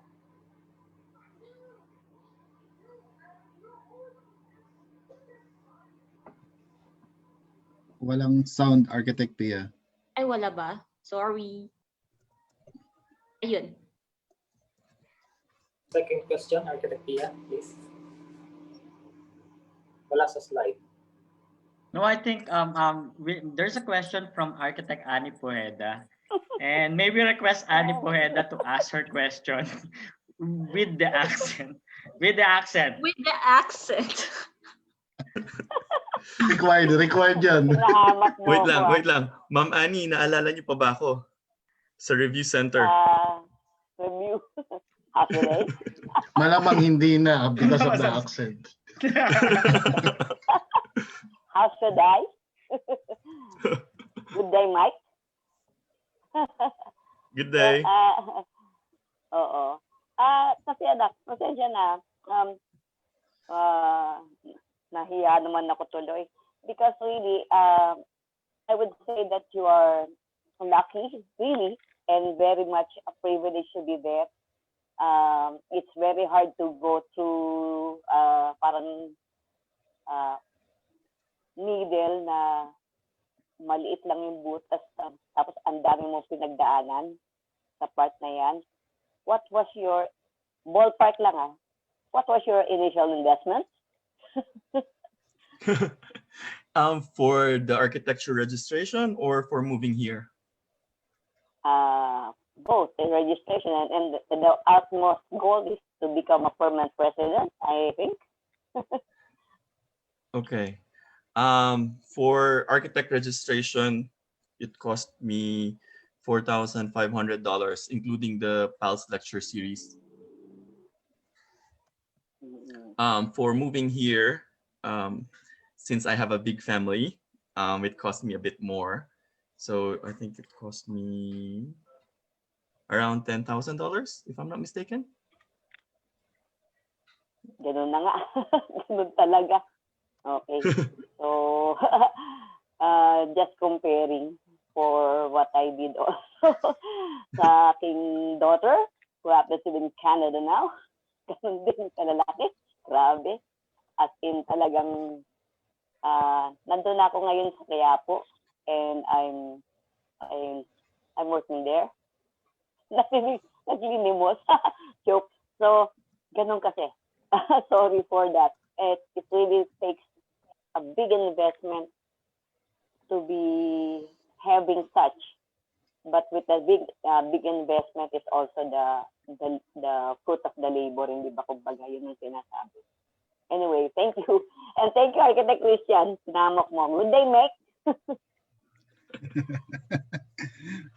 Okay, back to Architect Enrico. Thank you, Architect Pia. Ibang level talaga pagka si Architect Poheda na yung pumasok sa Okay. Next question, Architect Richard. So, being an OFW, what is your mission and vision or short vision for long-term and short-term plan? So right now, hindi na kami tawag OFW dito. So we're basically Yes. migrants now. Okay. So we're migrants. So we moved here now permanently to Australia. So ang short-term plan lang is to help people right now, anyone who's interested to move here, assist them like I was assisted by our fellow architect Limwell before. And long-term plan is to have that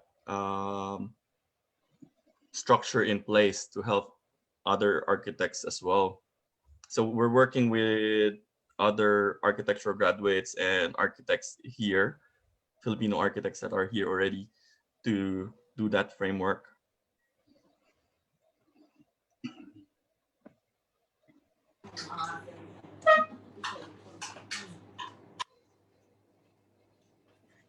Thank you, Architect Richard. Another question. 1 minute. Okay, last question. How to be you? Or ano yung mga experience mo How to during be you. difficulties sa during the first year and second year, the difficulties na kinaharap mo dyan?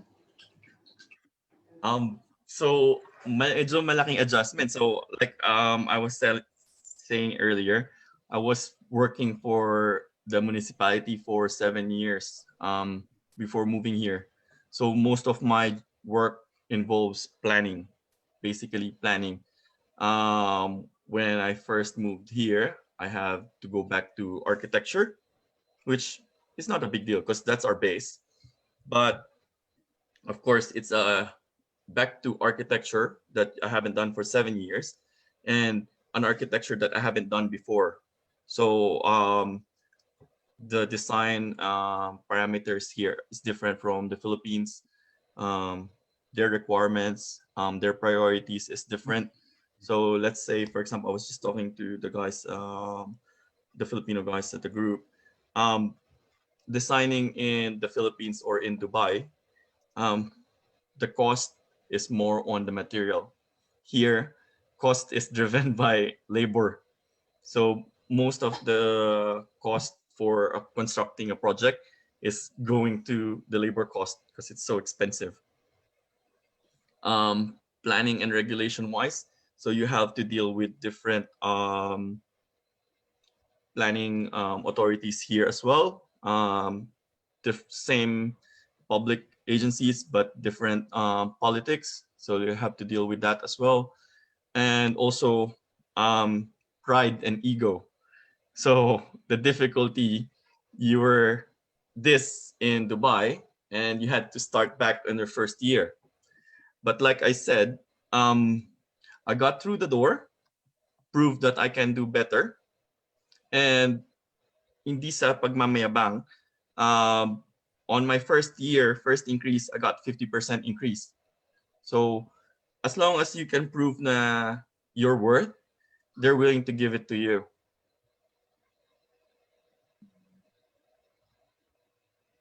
Thank you so much, Architect Richard. Thank you very much, Architect Richard and Architect Enrico. May we proceed with Architect Efren to read the citation?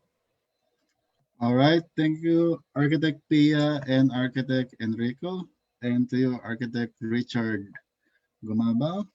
Thank you for all the information and tips. Architect Richard is our Lodi here in Australia. All right, we will now proceed to read the citation. United Architects of the Philippines, UAP 124 Dubai. This certificate is hereby presented to Architect ENP Richard P. Gumabao, UAP, for inspiring the global Filipino architects around the world and motivating them with your presentation entitled Career Reboot in Australia in celebration of World Architecture Day and as part of the programs from UAP Dubai Chapter International Affairs Committee. Given this 3rd of October 2020 in Dubai, United Arab Emirates. signed by Architect Chris Angelo Soriano, the Secretary General, UAP 124, and Chapter President, UAP Dubai, Architect Christian Romulo Vasquez, and signed also with International Affairs Committee, Architect Pia Estiliore, the Directress, Architect Jeffrey Garcia, the Co-Chair, yours truly, Efren Sangalam, and Architect Richard. Thank Thank you. you very much, Architect Efren. We will now have a short break for 1 minute. See you guys.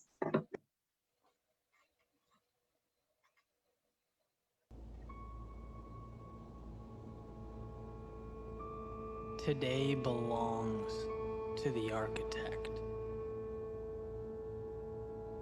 He sees towers before they pierce the sky, an opportunity before it transforms into the extraordinary. He knows that what he wants most cannot be given. It must be sculpted.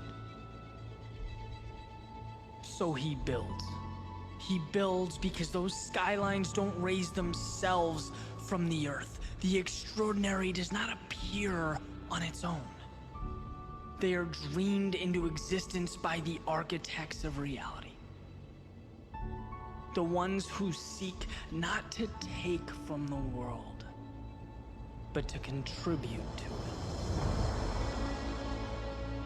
Today is the beginning of something new, something better, something worth remembering. And it's existed long before the present moment, waiting for your vision, your courage, your persistence to bring it to life. Too many times we fail to reach into the realm of what we know and get more of ourselves. It's okay to struggle, to be wrong, to have to rebuild 1,000 times, but the great tragedy is closing our eyes and walking by life's opportunity. Everything you need to rebuild the life you dream of is around you, your every move. If only you'd reach for it, see it before your eyes, you become the architect of change. Nothing is impossible when you are the one setting the rules, when your hand draws the guidelines. You are not at the mercy of the world, you are creating it. This is yours. And there will never be a moment like it again, so don't run from it or hope life gives you what you want. Take the pieces in front of you and construct your masterpiece.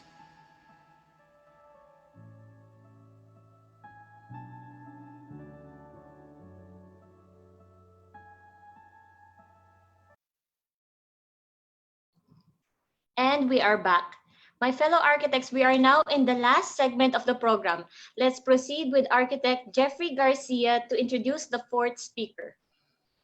Yes, hello, good evening. Thank you, Architect Pia. So before I introduce our last speaker, okay ba kayo dyan? We hope na marami na kayong natutunan. From Manila to UK to Australia, and siguro a piece of advice, guys.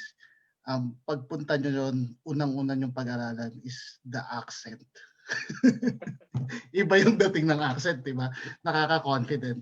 Ika nga. Thanks, mate, Richard. So, our last speaker for tonight has obtained an extensive architectural experience. A senior structural designer in California and also a principal architect at the VD Architects and Associates in Philippines. He is currently Vice President for Programs of UAP South California Chapter. Architect Davide has also lectured architectural design, professional practice, site planning, housing for almost 2 years in Far Eastern University, Manila, Philippines.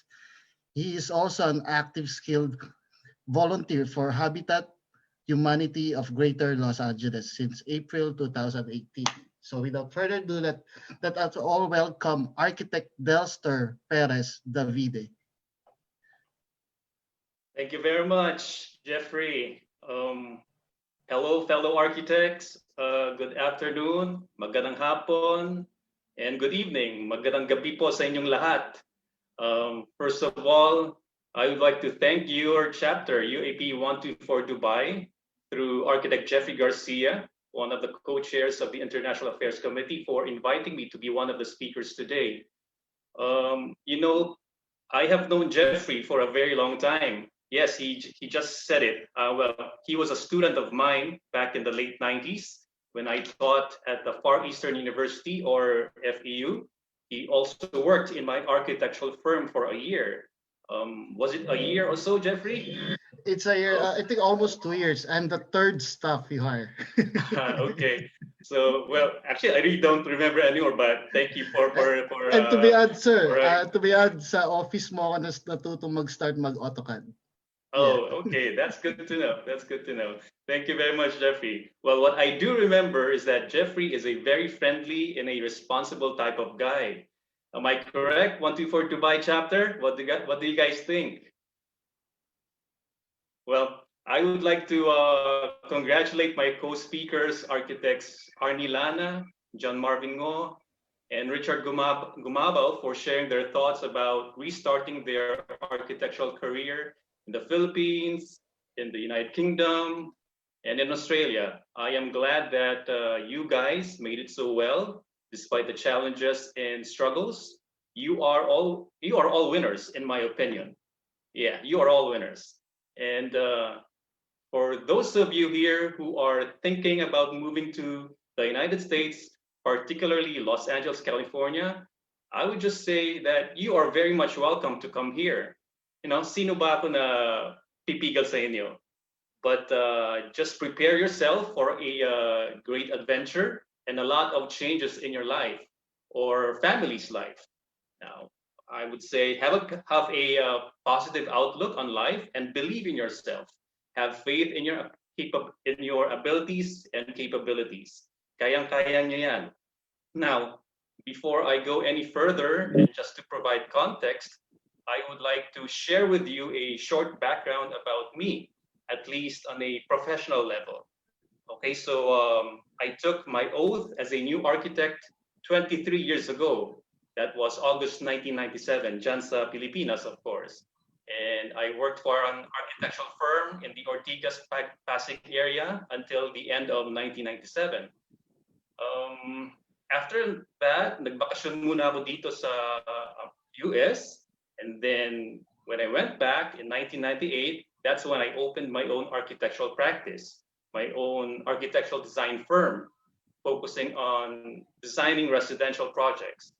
And I also became very active with UAP. At that time, I was a member of the Makati chapter, and then later on became involved on the national stage, serving in the Commission on Internal Affairs. And also, at that time, I was invited to teach at the Far Eastern University, or FEU. That's where Jeffrey became my student in design and housing. You know what, Jeffrey? I had to check my files to know kung saan kita naging estudyante. So, yeah, design and housing pala. No? Wag na, baka makita niyo pa yung tres ko. Tres pa nakuha mo? I don't think. I think you got higher than tres, for sure. So, I taught for 3 semesters from 98 to 2000. So, ang dami-dami kong ginagawa no? And I was in my late 80s and had so much energy.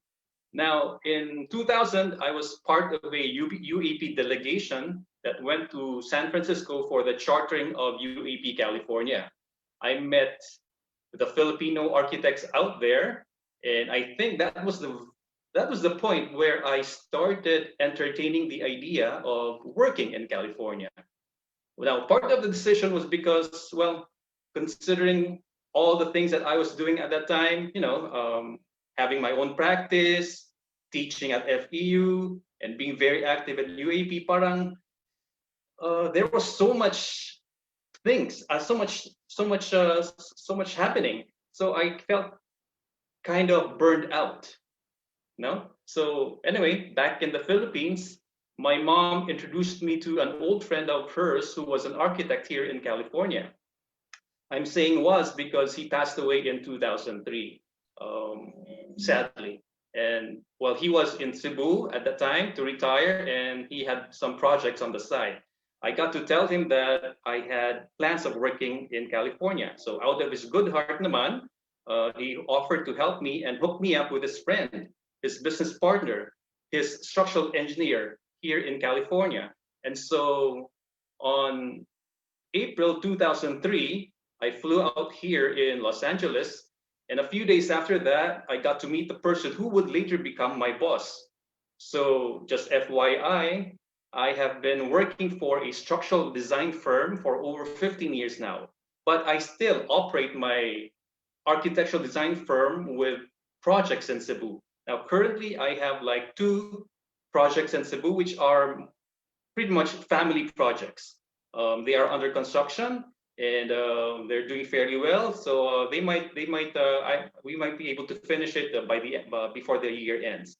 Now, here in Los Angeles, I was also able to do part-time work for an architect. So I did help him. I did CAD for him and did some planning also. And then after that, I was also able to, on my own, do some like small projects for family, like my cousins, like my aunties, like that. So yeah, so as far as my professional life is concerned here, that was it. And that's how I started working here in Los Angeles. So, okay, I think what I have probably 10 more minutes left. Now, due to time constraints, I will not be able to explain or elaborate some points here, but I will try my best to point out very important ones. So part of the venture for everyone listening and part of the learning is to do further research by using the internet or asking people who have experienced it. So, well, my first slide is already up. So why a career reboot? Can we please go back to the first slide? Thank you, UAP Dubai. Now, why a career reboot? Well, parang computer tayo eh. We need to reboot pag bumabagal na yung system, right? We need to reboot it to start anew, to start fresh. Maybe not just your career, but a life reboot or restart for you. Now, some questions that you might want to ask yourself. Are you seeking for greener pastures? Are you looking for a new, better, and more interesting place, job, or activity? Looking for a new place that offers new opportunities and experiences? New career, new life, new beginnings, new different culture, new experience, other reasons? I don't know, but you have to like figure that out for yourself, no? Now, second slide, please. Now, what will be your life after Dubai? Do you really want to know what you want to do after Dubai? Do you have a solid plan for yourself or your family? Now, you might consider employment in another country, like for our speakers, our previous speakers. Architect Ngot decided to go to the UK. Architect Gumabo decided to go to Australia. I decided to come here to California, so to find employment.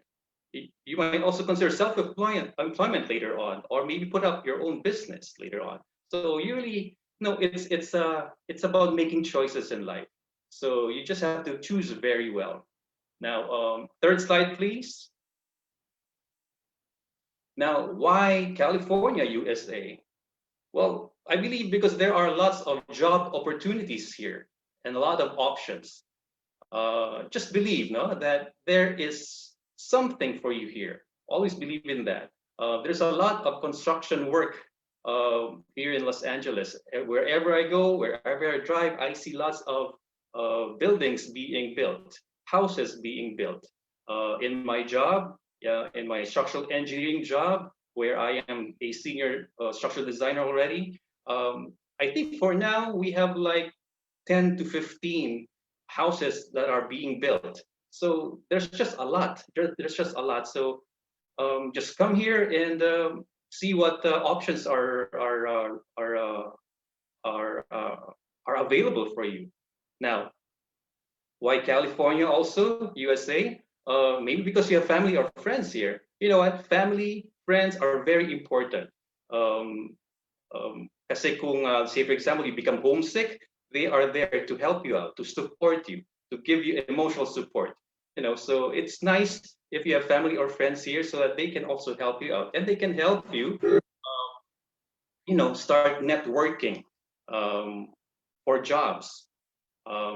We have a very big population here in a big Filipino population here in Los Angeles. So it's, I think, one of the biggest. I think we, not maybe, I don't know if it's really in the millions, but it's just big. So wherever you go, you will see Filipinos. So you will be very at home here.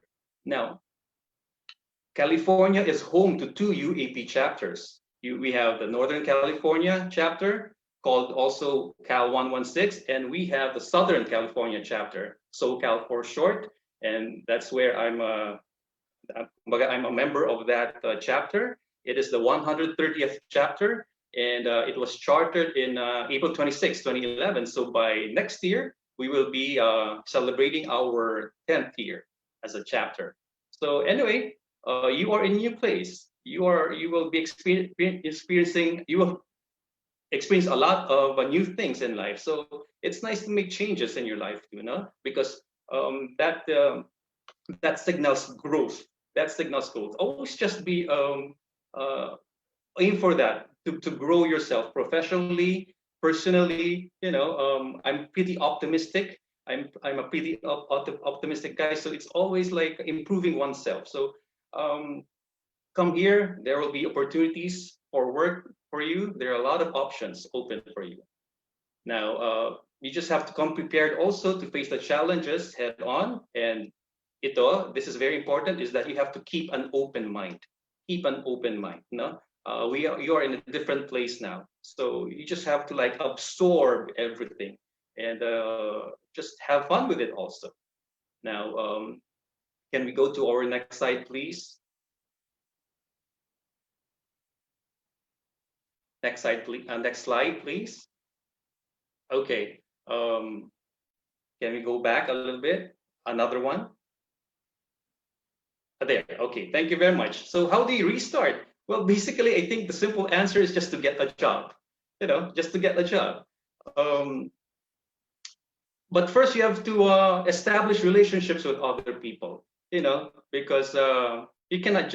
I mean, you have to know people here first. You know, and then if they know somebody, like an office where you can work at, then that would be nice. And then you can start networking with the UAP chapters. So you will be very lucky if you come here. Wala kang problema. Just approach any of the UAP member. You can like email me. You can like communicate with me, and I can like introduce you to the members of the chapter, and we will help you out. No, if you need work in an architectural firm, most of the members of my chapter are working for an architectural firm. So you just have to like approach us. Walang problema. Some of us are working for engineering firms. Some of us are working for construction firms. Some of us are working for the city of LA. You know, so just approach us, email us, and then let us know that you're here, and then I'll introduce you to the other members so that you get to know them. You can also network through different organizations, like be it in business, in church, maybe with other Filipino groups, you know. So you just have to like get out there and then start mingling with people, talking to people, and establishing or making relationships with people. You have to start doing that first, so that you can get or be introduced to somebody who can offer you a job. Now, there are also like recruitment websites that you can go to. You can check out Indeed.com. You can check out LinkedIn.com, Craigslist.org. You know, all of these sites. These sites post openings for architectural work, for engineering work, construction work, whatever. So you just have to like go to those and find it out yourself. just try other related industries also. Do not just like focus on architecture. You need to like grow yourself also, right? Professionally. So try engineering, try construction. Can we go to the next slide, please? Now, when you do restart, I mean, and I like I said, you have to get a job, but before you can really start working, you have to make it legal. Okay, you have to make it legal. You cannot. I don't encourage you to work illegally here. It's always good to start right, to start the right way. So there are employers there who would be okay to sponsor your employment here. So you have to you just have to ask them when you like go out to look for a job. You just ask them if they can like sponsor you. Of course, it would be nice. I highly recommend that you consult with an immigration lawyer, because an immigration lawyer would be able to help you out a lot. They know the ins and outs of you know people who want to come here to work. They know how to work the system. And then you have to also check the U.S. Citizenship and Immigration Services website.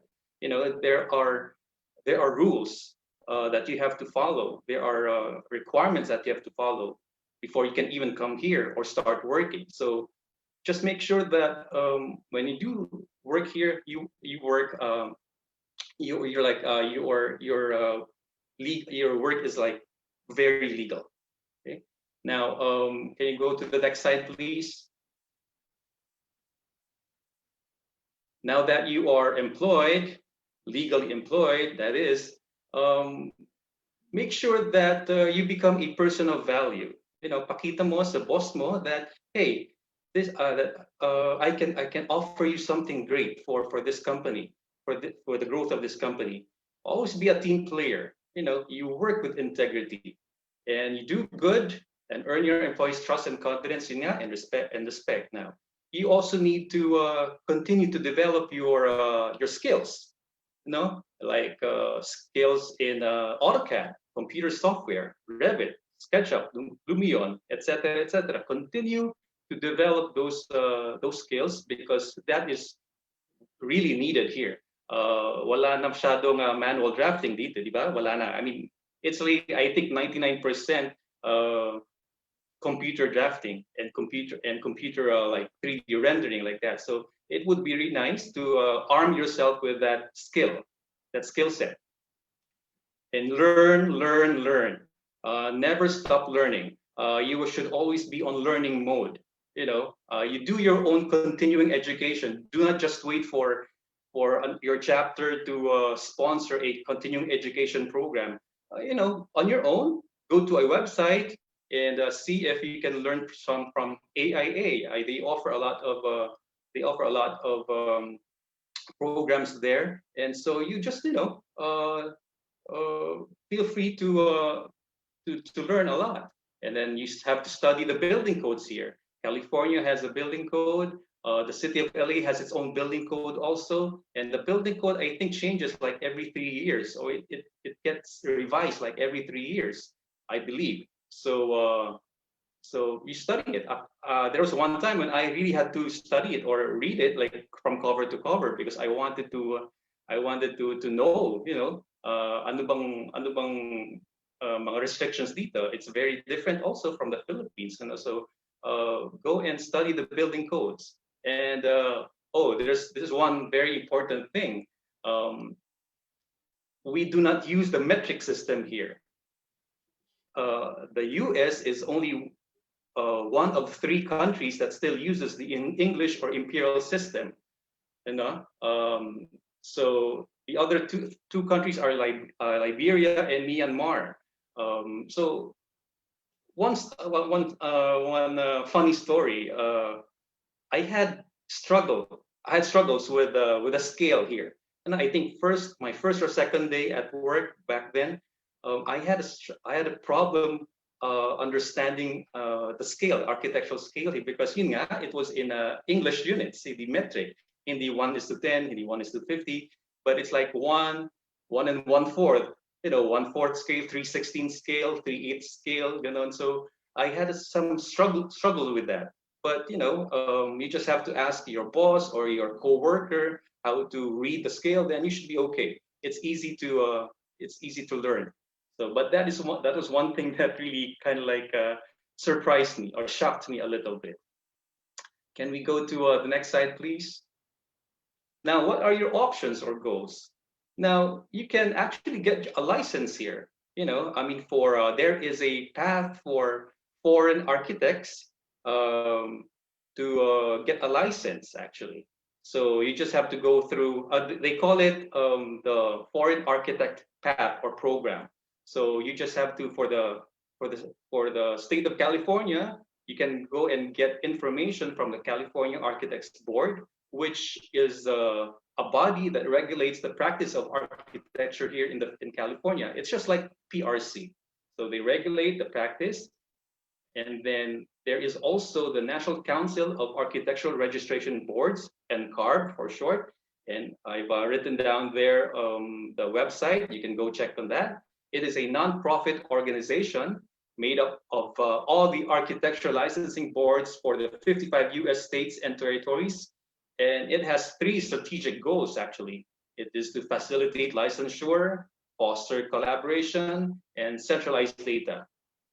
Now, going back to the California Architects Board, it works collaboratively with NCARB to achieve its goals and fulfill its mission of protecting consumers.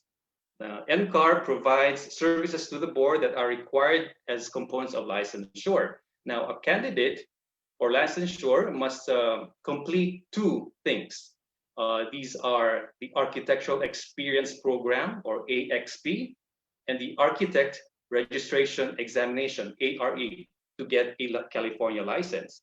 Now, the AXP requirement is, it provides a framework for gaining professional experience. This is just like, I believe, the logbook in the Philippines. No, I think we were required to work like an apprenticeship or internship for 2 years before we can apply for the exam, right? So this is just like it. And then we go to the ARE, the examination itself, which is a nationally recognized architecture licensing exam. So yeah, there is a pathway for foreign architects to practice here, but you have to go through these also. Yun pa rin, examination and then yung experience. Can we go to the next slide, please? Now, of course, you can also get some accreditation with a leadership in energy and environmental design. So that's another way that you can, that's another goal that you can have when you're here. If you advocate for green architecture, you have to take exams for LEED Green Associate, and then also for LEED Accredited Professional, or AP. Now, after that, if you want to be a member of the AIA, you can be one as an international associate. So just go to the website that I posted there, and you can apply for it once you are here. These are for individuals who have an architecture license or equivalent from a non-US licensing authority. Now, as a member, you will develop new contacts, opportunities, skills, and influence through networking, continuing education, mentoring, and leadership opportunities.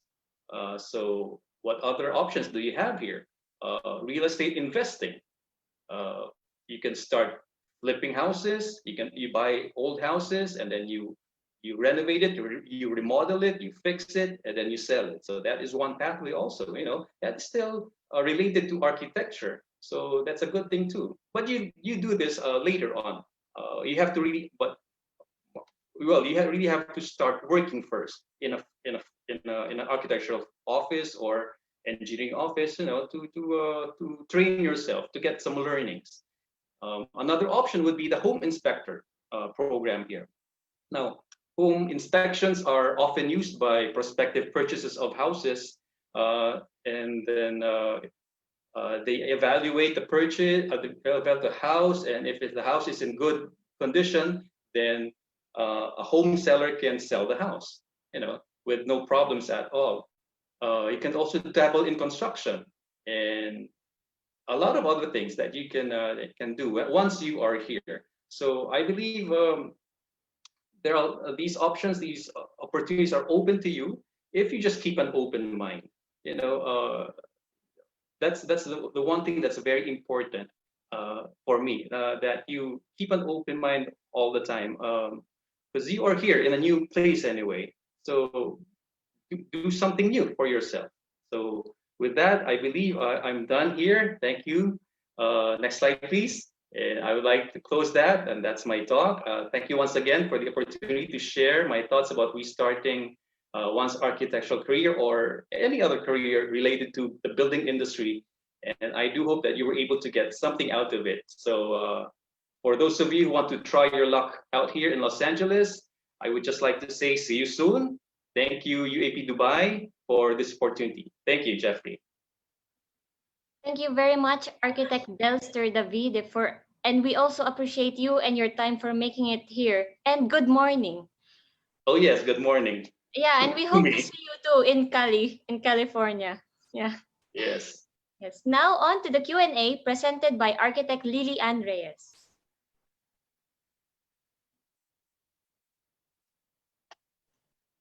Okay. Thank you, Architect Delster, for that wonderful presentation. We've learned a lot. So for my question, thank you, sir. How can you compare the qualifications of Filipino architects against the local architects in the US, specifically with the current issues of inequality and racial injustice in America? As a gamble, would the payout be more than what we are currently earning? That is a very good question, very difficult one, I might say. But I'll try to answer it the best way I can. Qualifications of Filipino architects against the local architects. In terms of education, I think that's what you wanted to ask me. I believe we are at par with the schools here, with the architects here. I truly believe that we Filipino architects, we Filipinos in general, are intelligent people. So we are at par. Sometimes I believe that mas marunong pa tayo sa kanila, no? Although they have a very good, they can explain things more, they can elaborate more, because English is their first language. Because English is not our first language, so we might have difficulty in expressing our views and in articulating our thoughts. So, but in terms of design, in terms of how we do things here, the technical aspect, I believe we are at par with them. Now, in terms of the current issues of inequality and racial injustice, how do I relate that to to the qualifications? I don't know. In my experience working for my boss, structural engineer, he is also Asian. He is Chinese, but he has been here in California for a very long time. I know that he went to school here to get his engineering degree, and he's very good. And he's well respected with very well respected here in the industry. He has been practicing for over 30 years now. So I guess I don't know if I can really answer the question. You just have to show them that you have intelligence. You know what you're doing, and so inequality, injustice. They don't mind. You just have to don't mind about it anymore. Don't think about that. Ignore that if you can. I hope that answers your question. Now, what was the other question? The payout, do you mean about the salary? Yeah, the salary is pretty good actually. Way more than what you probably are getting in the Philippines or earning in the Philippines. In Dubai, I don't know how much you guys are earning there, but yeah, in terms of what you get on a per year basis, it is really more than what you can earn in the Philippines on a yearly basis too, no? But of course, you have to think that when you are earning dollars, so you are also spending in dollars. So it's just a matter of financial management, I believe. But if you don't spend so much, I believe you will be able to save a lot of money. And yeah, that's it. Thank you, Architect Davide. Actually, sir, marami pong nanonood na students sa atin ngayon.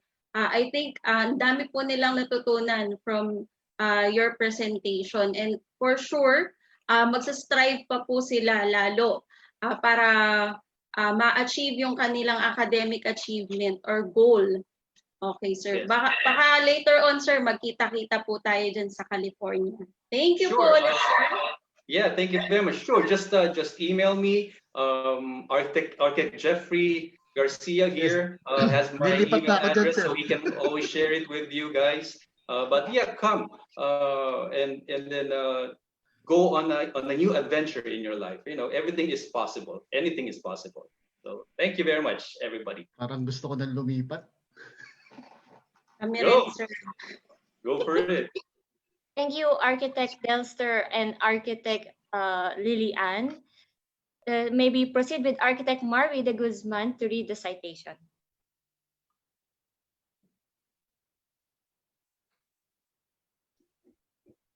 Thank you, Architect Pia, and thank you, Architect Delster, for that wonderful presentation.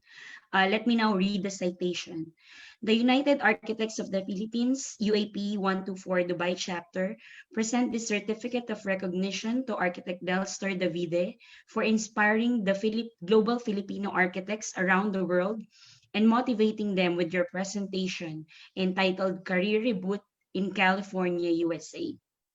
In celebration of World Architecture Day and as part of the programs from UAP Dubai Chapter International Affairs Committee, given this 3rd of October 2020, Dubai United Arab Emirates, signed Architect Chris Angelo Soriano, Secretary General, UAP 124 Dubai Chapter, Fiscal Year 2020-2021, and Architect Christian Romulo Vasquez, Chapter President, UAP 124 Dubai, Fiscal Year 2020-2021. Thank you very much. Thank you so much, Architect Marvi, and thank you again, Architect Delster Davide. Now, may we call on Architect Pia for the closing remarks. Hello, everyone. On behalf of UAP 124, we would like to thank the UAP chapters around the globe, UAPSA, UAPGA, and to those who stayed till the end of the presentation and who made this event possible. And special thanks to our speakers of tonight from all over the world for their time and sharing their inspiring and motivating us to step out from our comfort zones. Great things never come from comfort zones. Once again, from the bottom of our hearts, maraming salamat po. Stay safe always and God bless. Mabuhay.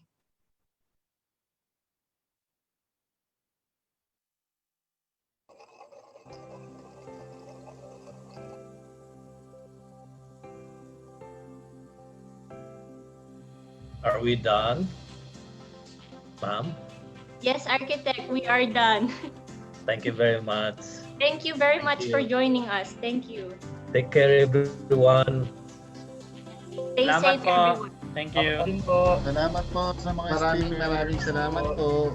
Thank you very much. There are those O who baka may have mga pahabol na tanong pa. Yeah, are there those who have follow-up for us to? Salamat po. Thank you so much. Thank you po. Thank you so much for joining us. Oo, mali popcorn. Good night, everyone. Thank you po. Thank you very much, Architect. Thank you so much. Thank you po. Thank you very much. Thank you, architects, and sa mga future architects. Thank you so much po. Maraming salamat po. Thank you very much. Wala po bang pa-catering? Hiring? Anyone? Hinintay po namin yon. Alin po, alin po? Hiring where? Hindi po. Catering po, catering. Catering daw, catering, pakain. Prexy, labas mo na yung kinakain mo kanina, Prexy. Ayan si Ano po yung Raymar. certificate? Birthday ni Sir Mar. Okay, the Happy birthday, certificates daw. Raymar! Everyone, Thank it's you. Architect Thank you. Yung certificate po. Architect Pia, the certificate. As for the certificate, actually, we will be providing certificate. First, Architect Lily.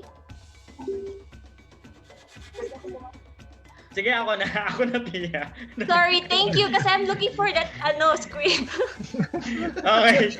The certificate, syempre, i-generate ng Zoom yung report regarding to sa time log. So that's one of the requirements of the certificate. But definitely, i-verify pa yan do sa mga screenshot na kinuha ng committee natin. And then, once matapos yung verification nila, then we'll generate the certificates and then it will be emailed to you back. So, ganun yung sistema. So tayo nang kukuha, Architect Gets Christian, po, tayo nang thank you kukuha po. ng screenshot, kayo na? Meron na Kayo po nang kami. kukuha, no? Yes. Alright, thank you. Thank you. Thank you po. Kailan ulit, Sir Christian, ang ganito? Dalasan natin habang oras. Pahinga muna tayo ng konti. 3 sabay-sabay na yun. Bagay, oo. Meron tayo November. And so... Let's take the Mag-absent ka opportunity. muna. Ano na? Let's take the Mag-absent ka muna. opportunity habang marami pang time tayo. Work from home pa tayo. Mag-aaral lang ako ng mabilis ng accent ni Richard. Then... Yan kung bakit gusto ko talaga lumipat ng Australia eh. Ganda eh. The accent grabe. Takot sa ulo. Kakadagdag ko. 8 months, saan ba nakukuha yun? 8 months na ako dito, hindi ko pa nakikita yung accent na yun. May nagtanong pala kanina about dun sa Expo 2020 Dubai. So, na-move na siya ng October 1, 2021. So, na-move siya ng 1 year. So, and then may nagtanong din kung paano ba pumunta dito sa Dubai. Direct hire yung iba. Maraming paraan. May direct Pinadala hire ni Palafox. May pinadala ni Palafox dito Pwedeng, sa Dubai. pwedeng may bayad, pwedeng libre. Pinadala ni Palafox sa Dubai tapos hindi na bumalik ng Pinas. Capture ako. Dolphin. Wait, naka-live pa tayo. Si Architect Romulo, Pareño, inaantok na. Off ko na sa live. Thank you guys, thank you. What's a good one? Thank you, Richard. Thank you. Good morning to the Aussie people. Sorry for making Morning na, 1 a.m.